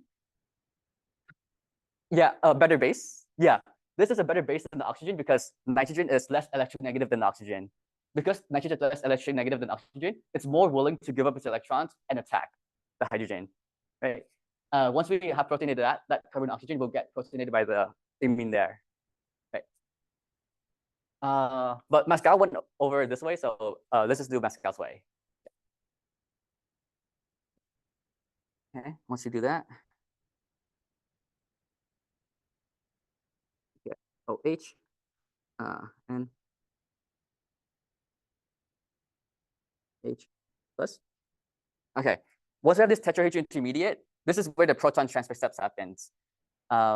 We deprotonate the group that we want to keep, and then we protonate the group that we want to kick out, right? Another way you can think about it is that we want to keep the group that we just added in, and then kick out the old group, right? Because you know this is a good leaving group. If we reform that carbonyl there and then kick out that leaving group, it's going to go backwards. It's going to go backwards to the activated carbonyl. That's called an unproductive step in the mechanism, which like doesn't make anything new. We want to do a productive step, which makes something new and makes a reaction happen, right? So we want to keep this new group in, and we want to kick out that old group. How can we make this into a bad leaving group here? Yeah, deprotonate it. Right, right. Oh, I think I know why my iPad keeps turning off. It's 7%. Oh my gosh.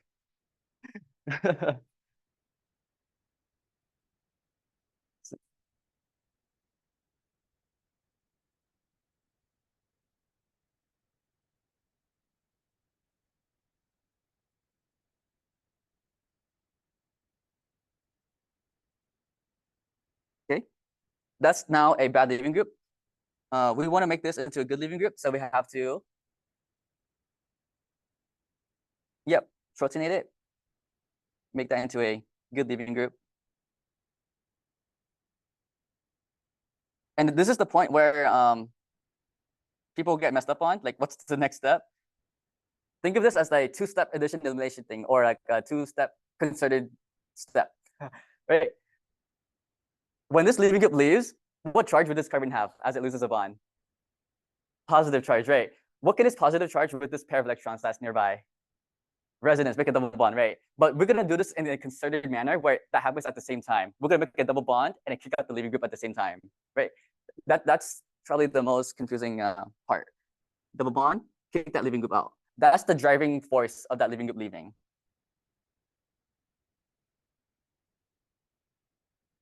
Okay. Now, once we have this activated electrophile, this is called an iminium ion. Where this is a carbon double bond nitrogen, not a carbonyl, because it's not a carbon double bond oxygen. An iminium because it's a carbon double bond nitrogen. Yeah.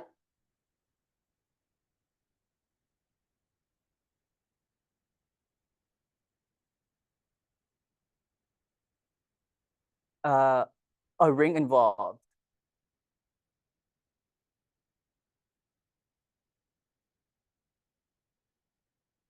Mercurium ion. Oh, so that's like oxymercuration-demercuration, mercuric ion catalyzed hydration of alkyne. That's a separate mechanism. Wait, which part? Are you talking about this ring right here? Yeah.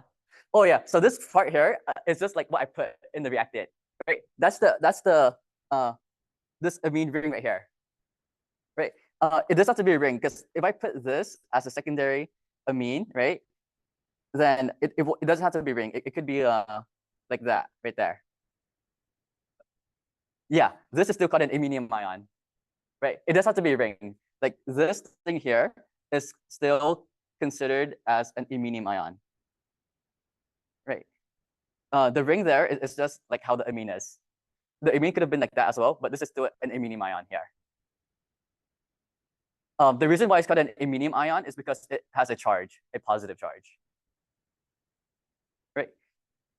If it did not have a positive charge, like let's say we have, oh no, 5%, 5%, no, this is, oops, this is an imine, not an iminium ion. This is okay. Okay. Now this is a strong electrophile.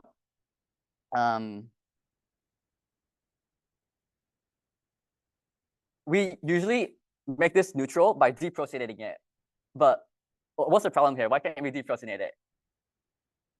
Yeah, there's nothing to deprotonate, right? So what is the other way to neutralize it?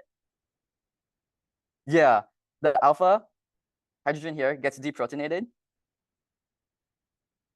So this is the weird step here for the enamine. We do the elimination type reaction, E2 like, where we make that double bond right there and pop that double bond to the nitrogen to give us this final.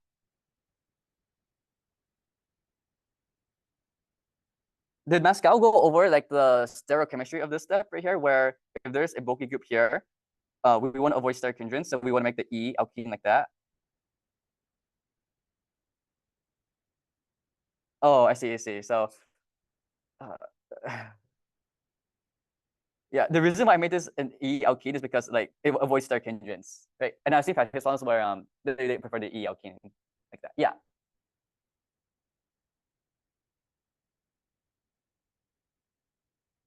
Yeah, you do the reverse of this. If you want to go back from an enamine to a carbonyl, Yeah, opposite of every single step. We don't protonate that nitrogen. We reform that iminium ion, and then this alpha carbon here grabs the hydrogen, right? Which gets to this point, and then water attacks that, and then go backwards all the way to the carbonyl. Yeah, reverse of everything. Yeah. And this is called an enamine.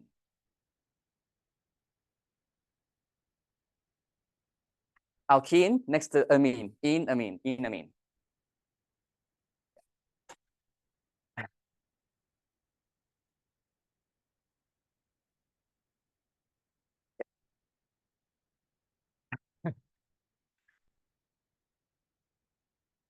Um,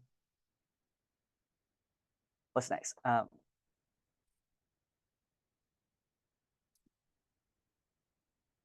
What do we have?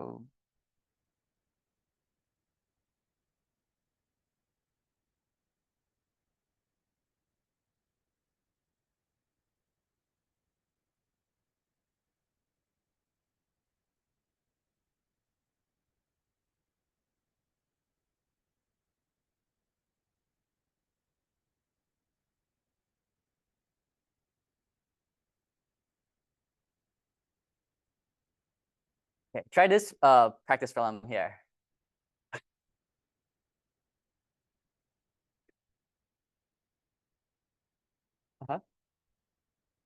What reaction does it look like? Michael, yeah. Right. Yeah, it will reverse this back into a carbonyl at the end. But the first step here, what is that? Enol, right? And then an enol is an electrophile of a micro addition reaction, right? Because you know how at the beginning of the session we said the micro addition electrophile is an enol. This is the electrophile right here.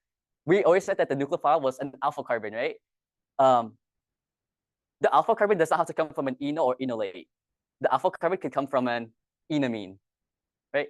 So this is the nucleophile here, that alpha carbon of the enamine right there. And this is the electrophile. Right.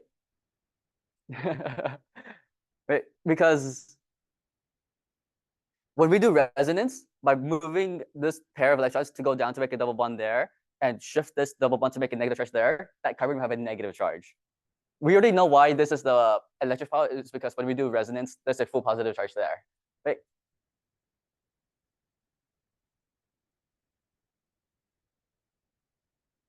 So let's do Michael.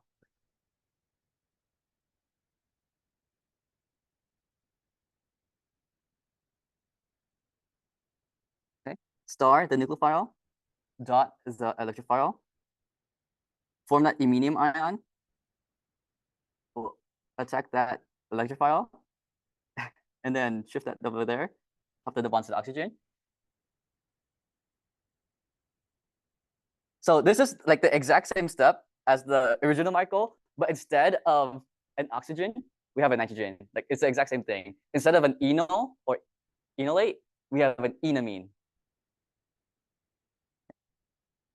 So we have nitrogen, positive charge, star, dot. This dot is attached to a butyl, O minus, right there. Okay, now this acid and water will do multiple things at once. Right? What do you guys think this acid and water will do here with this iminium and this enolate?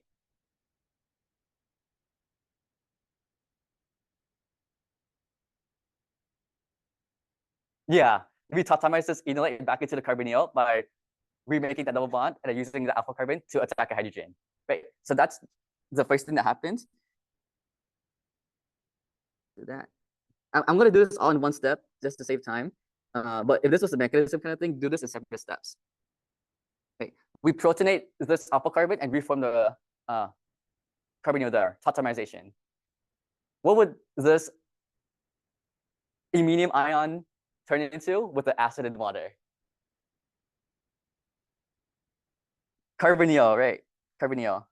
The mechanism is really long, but it gets converted to Carbonyl, right? Peptide with water. Yeah, peptide with water. Peptide is Mirier-Jones acronym.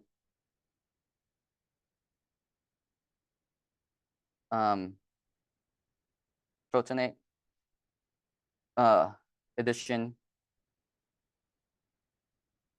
and then PT goes together, proton transfer, elimination, and then deprotonation. Right? But in this case specifically, it is going to be apted. Right? For this one, we do apted, not peptide. Because this atom here cannot be protonated. It's already activated, right? So I don't like to think about it as like peptide or apted. I just like to think of it as if it's a strong electrophile or weak electrophile. Right now, it's a strong electrophile. Yeah, yeah. Where the weak nucleophile can now attack that strong electrophile right there, right? We don't protonate it because it's already activated. So with the acid and water, we're going to get carbonyl and carbonyl there. Micro addition 1, 2, 3, 4, 5. 1,5 dicarbonyl. Do you guys want to go over the mechanism of this right here, like going from an iminium to carbonyl? Oh shoot, I'm getting mixed answers. Let's see, a lot of no's, a lot of yeses. Yes, yes. This is a high chance of being the mechanism, going backwards. But it won't start from here. It will start from here. Okay, let's just do it really quick. Let's just do it really quick.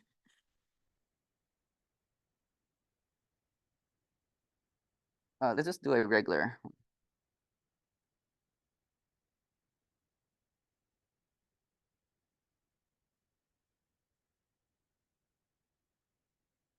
H3O plus water, make the carbonyl. Okay. The first thing here, we usually protonate the electronegative atom for like acetals, hemiacetals, imines, right? But this is an enamine. This does not get protonated. The alpha carbon gets protonated. So we're going to reform that iminium bond, use this alpha carbon to get protonated by the acid, and form this iminium bond here. Giving nitrogen what kind of charge with 4 bonds? Plus charge, right? And is this not carbonyl, iminium carbon a strong electrophile or a weak electrophile? With a positive charge nitrogen attached to it. Is this activated or unactivated? It's activated, right? If it's activated, this is a strong electrophile, which what kind of nucleophile can attack that strong electrophile given the reagents? Water, right? Water, weak nucleophile, can now come in and attack that strong electrophile, pop that iminium bond to the nitrogen. And then this is where the tedious proton transfer step happens. Deprotonate the group you want to keep, protonate the group you want to kick out. So this is the new group. We're going to deprotonate that group. We want this to stay. Another way you could think about it is that we're trying to go back to the carbonyl there. And the carbonyl has an oxygen. And the group with the oxygen is this water group here. So we want that group to stay. We want this nitrogen group to leave because there's no nitrogen in the final product here. Oh no, iPad died. Oh shoot. Let me just, oh my gosh, gotta do the chalkboard really quick. Is it okay if I put my really quick?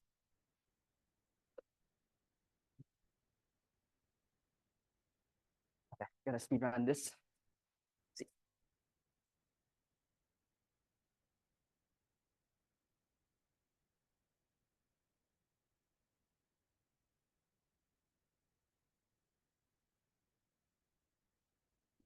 color.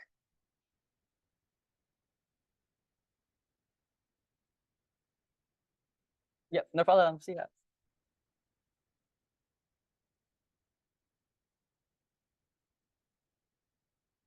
So reform that iminium ion, protonate the alpha carbon to get this activated, strong electrophile, because this nitrogen here is positively charged. The weak nucleophile water can now come in, attack that iminium carbon, pop the double bond to the nitrogen right there to get this intermediate right here. Right? And then we want to get into this carbonyl right here.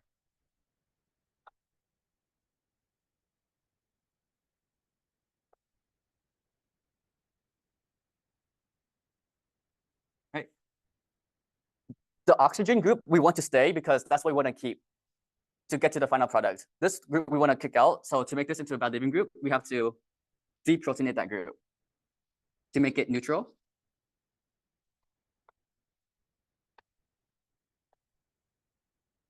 Right? We want this group to leave, so we have to make it into a good leaving group by protonating it.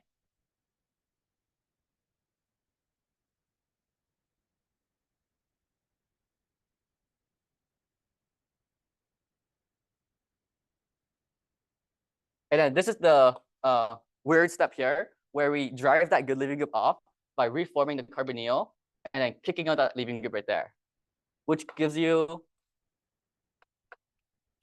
the almost desired product we want. The side product here is the secondary amine that we kicked out, right? Which is this secondary amine that we kicked out right here. That's the side product that we kicked out, right? Where the last step is to neutralize the carbonyl oxygen by deprotonating it, which gives us this neutral carbonyl here. So this is the reverse mechanism of the enamine, right? We're forming a carbonyl from an enamine, and this is the mechanism here.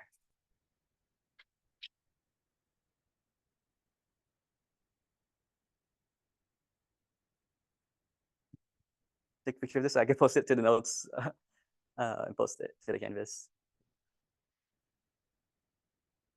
Okay.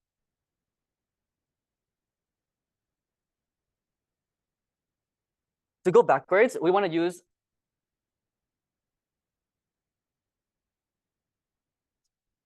amine and acid, because if we have amine and base, there's a chance of doing Aldol reaction where this alpha hydrogen can get deprotonated and it attacks itself, which gives undesired Aldol reaction products. It's safer to do acid, right?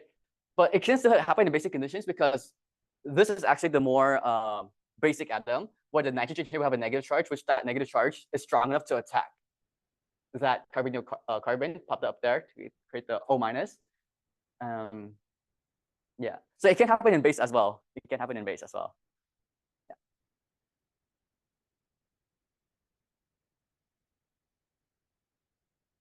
Yeah. Okay. Last 5 minutes, let's do synthesis problem. Synthesis.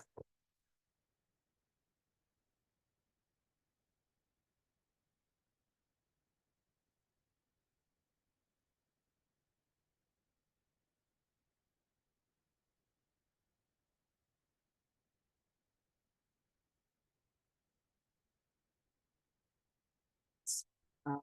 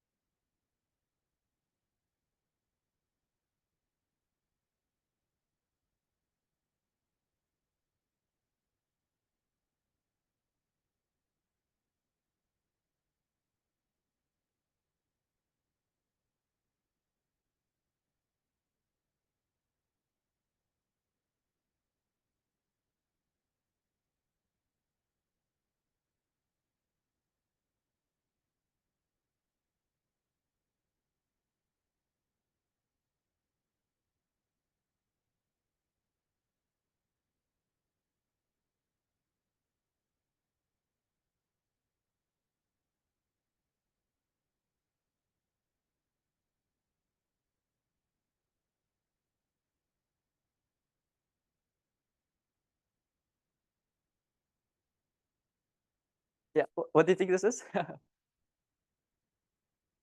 Oh yeah, it is. It is. Wait.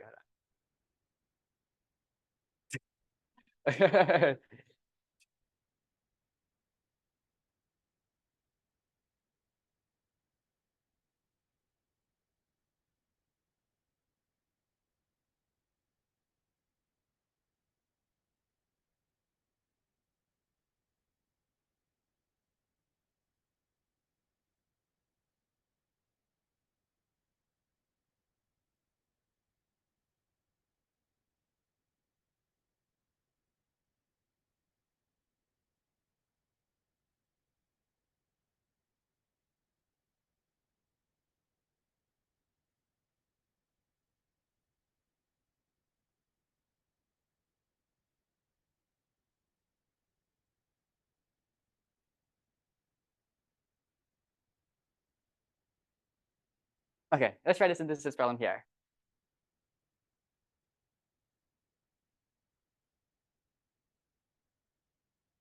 Where we know this is a 1,5 dicarbonyl. 1, 2, 3, 4, 5. And what reaction gives a 1,5 dicarbonyl as a product? Microaddition, right? Where what is the nucleophile and electrophile of a microaddition reaction? Yeah, enone and alpha carbon of a carbonyl, right? The enone is the electrophile, the alpha carbon of a carbonyl is the nucleophile. So they give us this reactant. Oh, I give you this reactant here, right? Where if we have this as the reactant, is this most likely to be the alpha carbon nucleophile or the beta carbon electrophile?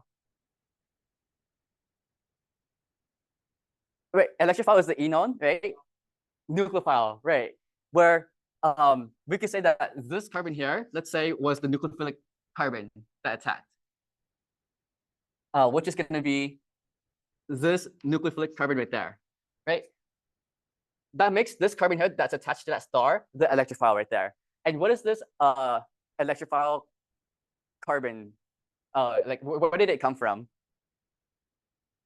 An enone, right? So we know that there was an enone here somewhere, right? So let's make this connection between the star and dot carbon like that. Yeah.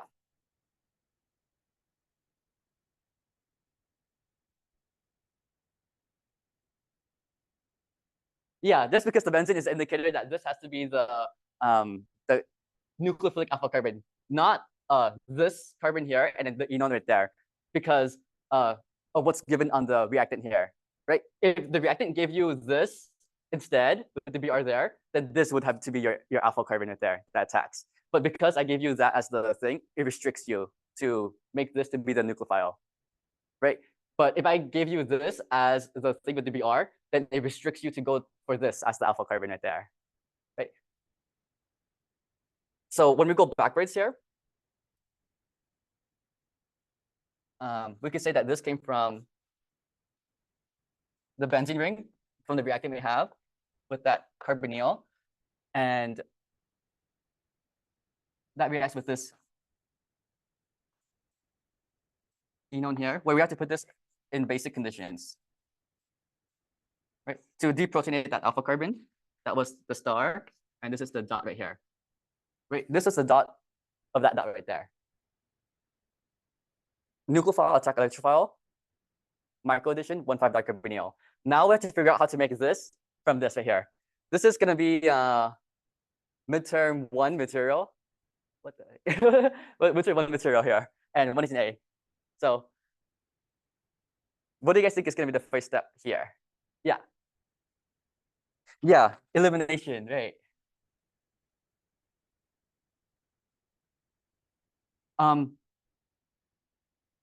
Yeah, oxymercuration-demercuration to put the alcohol on the more subside, mark out the composition. We could use any strong base. NaOH is one. You could use NaOCH2CH3, any strong base for elimination. What bases can't you use? Oh, wait, actually, no, it doesn't matter. There's no like there's only one spot. There's only one hydrogen to deprotonate. So you could even use LDA if you wanted to, or tributoxide, right? Because there's no Hoffman or Zaitsev product here. This is the only hydrogen you can grab. there's no other hydrogen here, so it doesn't matter. Right, and then we can do that oxymercuration-demercuration here, where we want to add the alcohol on the more sub side, the mark side.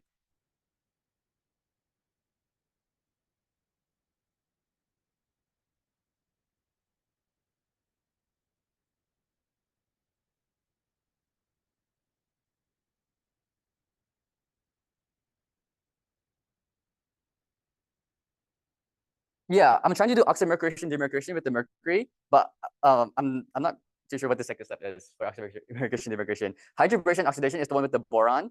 Oxymercuration-demercuration is the one with the mercury, right? They're both 2 steps, but the second step, I think, I'm not too sure what the second step is. Right, but oxymercuration-demercuration adds alcohol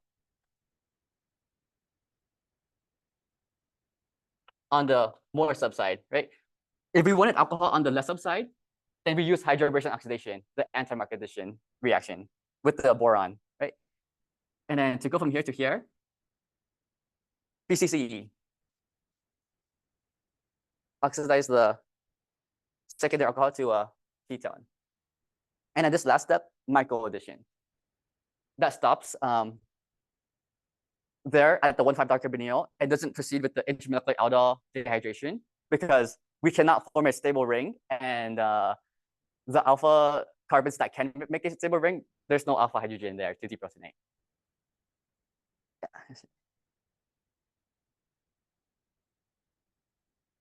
For his synthesis type of problems, he's probably going to start from here and then get to here because his synthesis are like 2 to 3 steps on the exam.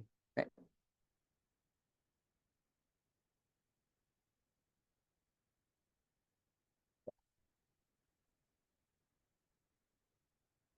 Yes. Any other questions?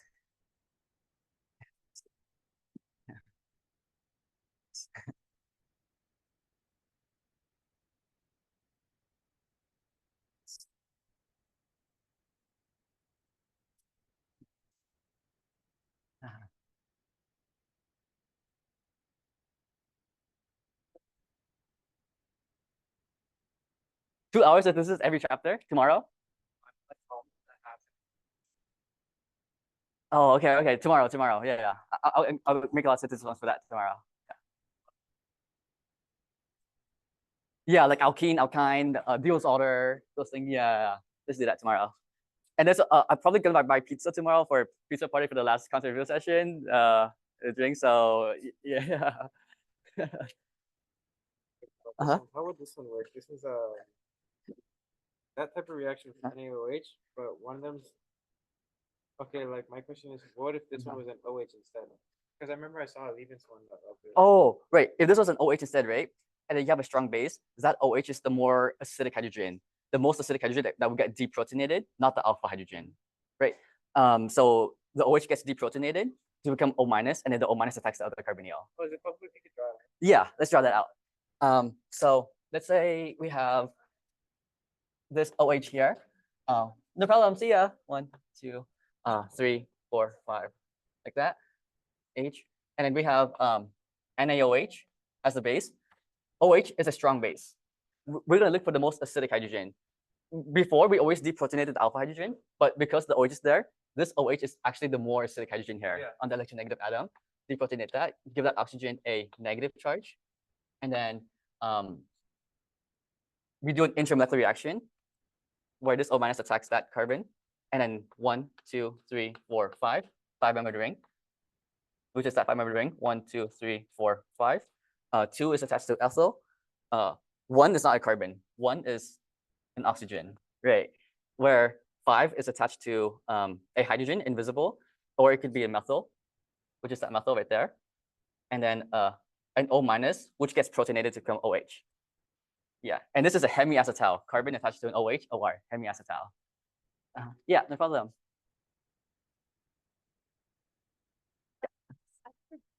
Right. Your notes. Yeah, see ya, Rogelio. Yeah, I do have a Canvas page. I can add you in. Yeah. How did you hear about this place? Oh, I see. Who was I might know who told you. It's okay. Yeah. Dang. It's so sad that you came here because like tomorrow's my last Oh, shift here. Yeah. We're both drop in and content review. Yeah, but someone else will take over probably for the content review. Yeah. Yeah. So yeah. You go. You see David's email. Hey Z. Why you don't make this again? Like, what's activated? Right. Activated means that the carbon here that's double bonded has an atom that has a positive charge, right? If that atom has a positive charge on that carbon that's double bonded, then it's activated. That makes that carbon that's double bonded a bigger positive charge. No problem. See ya. Right. And because that's activated, that's a strong electrifier right there, right? Before, if this was neutral, right, to give that a positive charge, we usually protonate it, give it an extra bond to hydrogen, but it's already positively charged, so we don't have to do anything. We just attack it right away. Oh, okay. Right. So if it's positive, like anything, like even if it's an O or something, then you can't protonate it. Yeah, Oh, right. Because if you protonate it, it's gonna give a +2 charge, and then that's very unstable, right? But even if you did try to protonate it, it's impossible here because the nitrogen here has no pairs of electrons. Right. because like Double bonded and then 2 bonds right there, right? But if you have something like this where the oxygen here is already like this carbon is already activated and there's a positive charge there, this oxygen here still has a pair of electrons which can still get protonated by an acid, right? But that would give this kind of structure here, right? With an oxygen, right? And this right here, yeah, this is very unstable. So no, it doesn't happen. Yeah. Does it matter? Like, can you and solve it twice or something? They solve it twice for proton transfer. Does it not matter? Oh, yeah, like the conjugate base HSO4 minus or H2O or something like that. Yeah. If you create a water or something like that, you can use that water to deprotonate as well. It doesn't have to be the HSO4 minus or H2O. Any base, right? Right. Because I asked condensation. Oh yeah. That's why he like does it everything in one step. Oh, yeah. That's just lenient, right? Because necessarily she wants you to separate them. Yeah, that's good. And then like which I think it's like acetal. Hemiacetal, imine with the I, enamine, ENIMINE, Aldol, Michael, Robinson. Yeah, those things are the most common ones. And then we're like, I should go over like the mechanism. Yes, because I heard there's 2 packets for the final. Yeah. The other packet with the old material was probably have a mechanism of the old material, like the alkene, alkyne, Diels order, the benzene stuff like phenolcalce alkylation, phenolcalce acylation, bromination, nitration, all those previous mechanisms. Yeah, Okay. yeah. Like, how do you like distinguish like chapter 17, 18?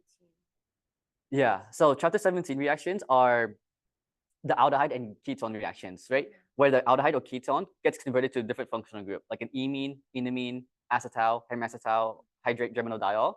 Chapter 18 reaction is the alpha carbon chapter, where the alpha carbon attacks something, like an enone or carbonyl for the Aldol reaction, Michael addition, Robinson annulation, or it gets alkylated. Wouldn't the aldehydes Yeah, they do have alpha hydrogens as well, which can react, but that's the chapter 18. We talk about that in chapter 18. oh, so it's just like Yeah, just leading on to like before that. Yeah. so it kind of like builds. It builds onto it. Yeah. Yeah, they're basically the same functional group, but chapter 18 talks about the alpha carbon. Chapter 17 talks about like the functional group, imine, enamine, yeah, amine, acetal, acetal. Yeah. Thank you. Yeah, no problem, Izzy.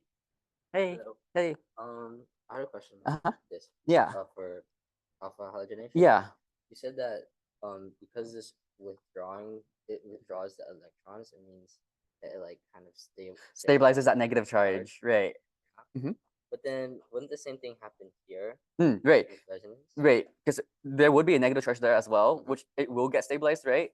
But there is a full negative charge here, which donates electrons even stronger, right? Oh, So because there's a negative charge there, that makes it less stable. For this acidic conditions here, there's no negative charge there. It's neutral. So it's automatically more stable already, okay. right? But because there's a negative charge here, it could keep going Okay. until poly. So because this is just like a stronger negative charge, Yeah, stronger negative charge compared to a neutral charge. and there's not enough induction to make it like more stable. It will make it more stable, but it won't stop it from attacking another X like this, right? Like it can still attack another X like that. I see. But this is stabilized enough to stop that negative charge from attacking another X, right? Because another thing that also stops that is that positive charge right there. That stabilizes that negative charge right there. When we reform this carbonyl here, that's not positive charge. That's neutral, right? Because you know how when we reform the carbonyl, that becomes that carbonyl right there. That's neutral.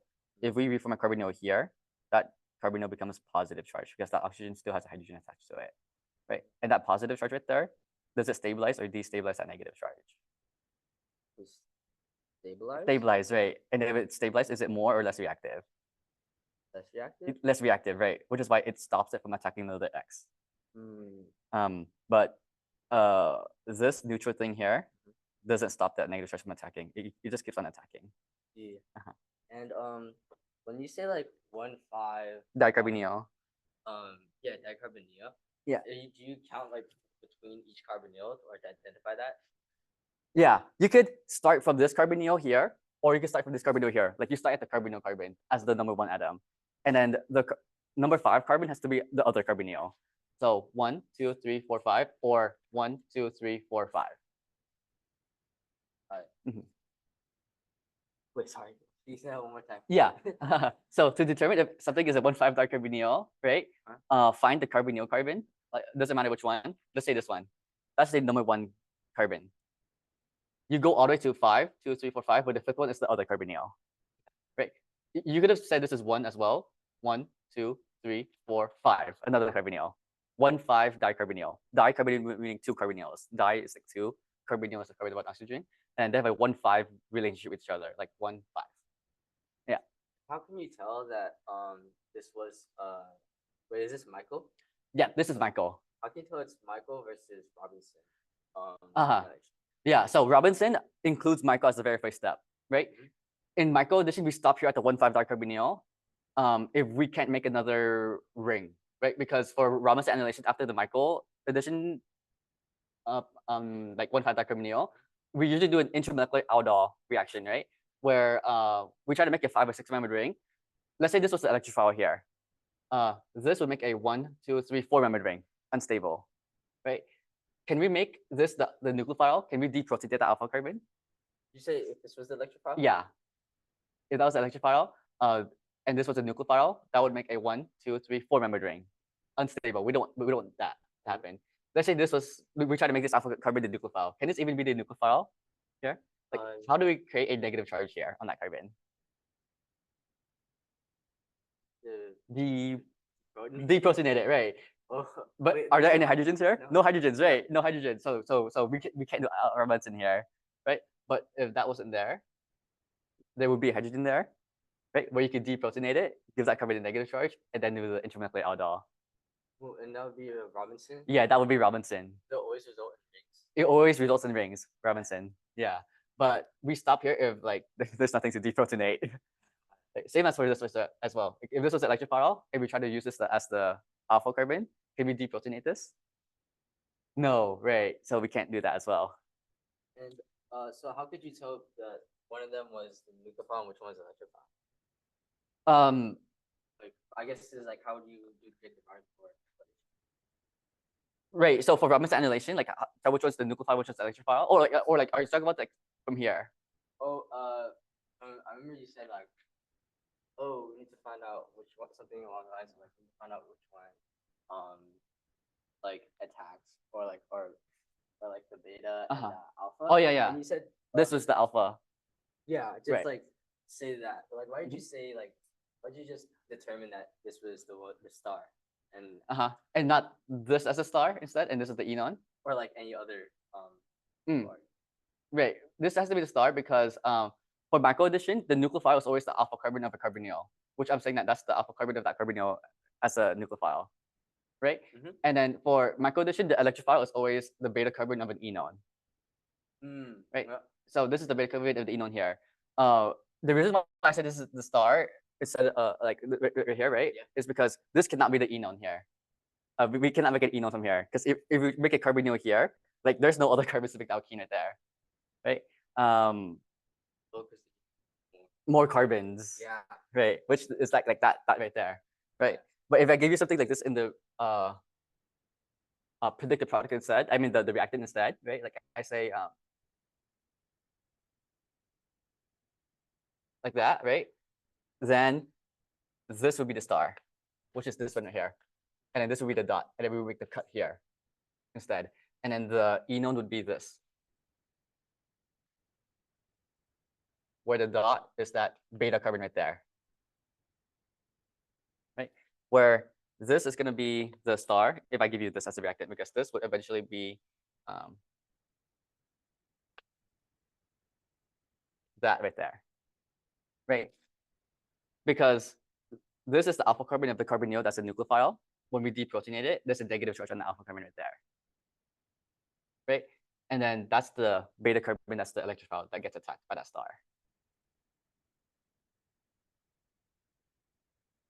Why does this become? Sorry. Why does this become star instead of The hydrogen or the benzene one? Oh, right. Oh, this is a different kind of synthesis problem. Like it depends on what I give you, right? Like if I would give you that, then this would be the star. If I give you that, then that would be the star. Right? It just depends on the problem, right? Right? Because for microaddition, the star has to be the alpha carbon of the ketone. Yeah. The star always has to be the beta carbon of the enol. And you can't make out of this. Yeah, you can't make an enol out of this because if we make a carbonyl here, there's no way to make a double bond. Okay, so to find like which one's going to be the enol, should we just like look at the molecule, like which one already has like a carbonyl, or like enough carbonyls, or is like, is this where the alpha beta comes into play? About Oh yeah, you can still think of it as the alpha beta, right? Like this is gonna be the alpha carbon. This is the beta carbon, which is like if I use this is the alpha carbon. Wait, no, this is the alpha carbon. This is the beta carbon. But in this case here, this is the alpha carbon. This is the beta carbon. This is the alpha carbon. This is the beta carbon, right? Of the enol, right? Yeah, it just depends. I can give you more like similar practice of this for tomorrow. Oh yeah, like yeah. practice, yeah.